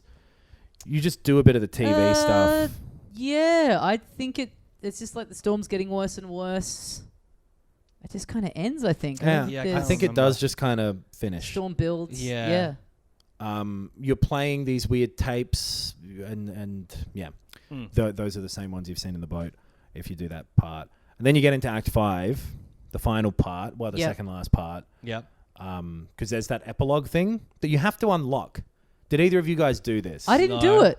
I'll tell you about it at the end then, if you Okay. like, because it's cool. Can I go and play it now? Or it didn't. Nothing showed up for me. It just took me back to the main menu. Yeah, in the same. first act, you have to, and I looked this up, you've got to go back to Equus Oils, and there's a playwright there who's talking to Joseph, the guy who owns the gas station. Yeah. And you've got to do that scene for it to show up. Oh, okay. Because the last bit, and it isn't attached to any of the story at all, it's another completely aside thing, but it just sort of sums up the themes again Oh. of the game. Do you want me to like tell you about it, or do you want to see it? I don't think I'll tell you in a vague way, Yeah, okay. because the very end thing is just you listening into a conversation again, similar to the bar thing. You're flipping through fake TV channels. So there's like a race, there's like a knife sale thing, which has another phone number down the bottom. That's why I wanted to look it up. Oh, yeah. The TV channels are kind of meaningless, but they like reference them depending on which one you're sitting on by the time it comes up in the conversation. And it's just this little conversation about someone who owns like a shop, a bar or a restaurant or a cafe or something, and this kind of deadbeat coming back in, and they're like, I should kick him out because he hasn't been here in ages and he thinks he can just come and work here whenever he wants to. And then by the end, it's this very sweet thing of like he's gone into the bathroom to clean it, but he's fallen asleep in there on like a roll of toilet paper for a pillow. But the guy's like, let him stay there. And they're talking the whole time about the play that this guy at the gas station was writing, with all these quotes that I think come up in Act 5 as well, of home's a place that you have to go to, or home's a place that has to take you in when you need to go there. Right. Is the Right. quote. Right. And they're discussing that. Right. And they're like, I guess that means like a family, that wherever that is, that's your home, that's your family. And this other person's like, I think it means the grave. Right. I think it actually is really depressing. And they're having this talk about that with like this playwright. And it's this really completely separate but very nice little thing. Right. It's just like another expression of the same themes of the thing. But in Act 5, what do you do there? Again, big stylistic shift up. You're Yeah. just in the one area for the whole thing. Yeah. You are now this story is kind of happening around you. You basically, the camera is Just fixed point in the middle. in the middle. So you're kind of going around it in a circle, and the story is kind of happening, and time is passing as you're kind of doing laps. You being this So you're dragonfly You're that now a cat is controlling a chasing. dragonfly Yeah. the cat is chasing. Spyro style. And you go near people, you hear these bits of their conversation, time kind of passes in that way, and you're basically doing laps Yeah. of this area. And the story that you see here is so well laid out. Yeah. Seeing those little jumps in time and all these little different moments of these characters interacting is really, really cool. And you get this picture of this town that has been completely flooded now. It's been ruined. It never had any roads there because the power company didn't give them enough money. Yeah, they fly in and out on a little plane. Yeah. And there's all these little tiny stories about the history of the town, and then that like ancient history of the town and the significance of that. And then just these characters having their things of like, I guess I'm going to leave. I don't know where Yeah. we're going to go. Yeah. And the whole time, this guy, I think his name's Ron, something I like think it's that. Ron. Sounds right. He's digging a hole, a big Yep. grave for Yep. these two horses who have died. Yeah. And that's kind of like the recurring bit throughout it. Yeah. You find Five Dogwood Drive straight away. Yeah. It's this weird arch. You're just like, It's all right. real weird. It's like It's- a roof with two walls. Yeah. and nothing else in it. But the second everyone goes in there, they're like, damn, this place is huge. It's pretty nice here. Everyone's Yeah. like, oh, you'll put some furniture I in could here, set I up a guess, TV and- repair shop here. Yeah. Or like I could set up a music recording studio. They all kind of see it as the place to set up their ideal space. Yes, yeah. And then they go around, they you see all these little stories. We won't go too much into them because we need to wrap this up. Yeah. And then by the time the grave's dug, everyone's like, okay, well, we're going to have a ceremony for the horses. And then you have this beautiful fucking scene Yeah. of Emily does a bit of singing. Thingo reads a poem first, whoever Yes. the poem lady is, Yeah. that you get to choose. Yeah. I've wrote a terrible fucking poem, to be honest, all over the shop. But then Emily sings this song, some gospel hymn type sounding thing, that then all these ghosts that you've been seeing walk around this town have this ceremony and this moment all together. This town that is decaying and everyone's falling apart and everyone's drifting away from each other just because of the passage of time. They're there in this moment to acknowledge and accept the fact that the death there means something, but that they need to move on from Yeah. it. And it is this beautiful fucking ending. Yep. It is so nice that they all join in this chorus, and it fucking got me. Yeah, me too. It really got me. And the people who said they were going to leave, they leave. Yeah. The ghosts all disappear. And the people who are staying all slowly walk into the house. Yeah. And that's the end. The That's end. it. Just big. But that really caught me off guard. Boom. Right. The end. Yeah. Yeah. And it's just this nice moment of like acceptance and loss and all this grief that you've been feeling the whole Ooh, game. yeah. Regret. Crystallizing. Regret. For Yeah. me, I feel like the game is about regret and missed opportunities and like following things down the wrong path and being like, but what about that other thing? Yeah. Some Because it's just about the characters- passage of time. Yeah, people And- reconciling that, Yeah. some not, some realizing that, like, oh, just because someone was going on a journey with me doesn't mean I have to stay attached to them forever. Yeah. All that sort of stuff. Just some weird sort of resolution at the end where some people got where they need to be and some didn't. Yeah. There's peace for some of them. They seem happy there, but it's also finality Yep. in like kind of a depressing way, but also sort of uplifted, but not even either. It's just is, and Yeah. it feels significant at the end there. Yeah, whatever But it's also expressing is like perfectly expressed. Yeah. It's just very hard to pin down. Well, because that whole game has made you just accept that you can't do all of it, and it ramps that up the whole time. Yeah. Because you're choosing and you're this one character. By the end, that one character's gone. You're choosing these dialogue options that lead things in different directions, and you can't do them all. In the fourth act, it really follows it through by going, you can't visit everywhere. Some of this is gone for you. Yeah. And then in the fifth act, it's like, you're not even doing it. Yeah. You're this other fucking Yeah. thing. You're just watching. You're not even connected to this anymore. Yeah. All these people are leaving now. And then I think it deliberately locks that fifth act because at the end it's like, and you don't even have that one. Yeah. Which I like. I You mean looked the up how to epilogue? do it. The fifth, the final Interlude. little thing. Interlude. Yeah. Yeah. I just thought it all worked so fucking well together. It was so well written the whole time. Talking about it doesn't do it justice, and it's frustrating. Yeah. I've figured out what kind of storytelling this is. What? It's impressionistic. Okay. Because close up, each individual thing kind of looks like a blurry blob. And when you get back from the entire thing and you view the work of art as a whole, it coalesces into something that is still not necessarily spelling it out for you, but it means something. And it's a cohesive whole. Yeah. That totally makes sense to me. That's how I think about this game. It's wild that a video game can be that. Well, we've Yeah. talked. Yeah, I mean, I think we've said it before on the show, like that. It's a frustrating one because it's something that I would love everyone to. It's kind of what we said about Astrobot. I think I'd Yeah, love yeah. everyone to experience this. People that don't play games would love this. Yeah. My girlfriend would love this. Right. I'm thinking about. My I ju- girlfriend would not because she had a brown horse and a white horse, both of which recently died. Right. Yeah, Which put a that's- weird extra spin on that last Yeah. bit for me after having that experience recently. Yeah, that's But my weird. girlfriend loves magic realism stuff. Mm. Like, you don't need to know. She doesn't play games. You don't need to know how to play games to be able to play this. Yeah. Like, just as we've been talking about it, I was just thinking, like, I guess I just have to, like, lend her my Switch for, like, Yeah. Yeah. a week Yeah. and go, just honestly, just go through this. Or you was, just before we started recording, Knox, you were showing us your Switch Lite, and there's a part of me that's like, maybe I go in on one of them, and the first thing I do is load it up with Kentucky Route Yeah. Zero and go, just have this and take as long as you need with it. Yeah. Yeah. Yeah.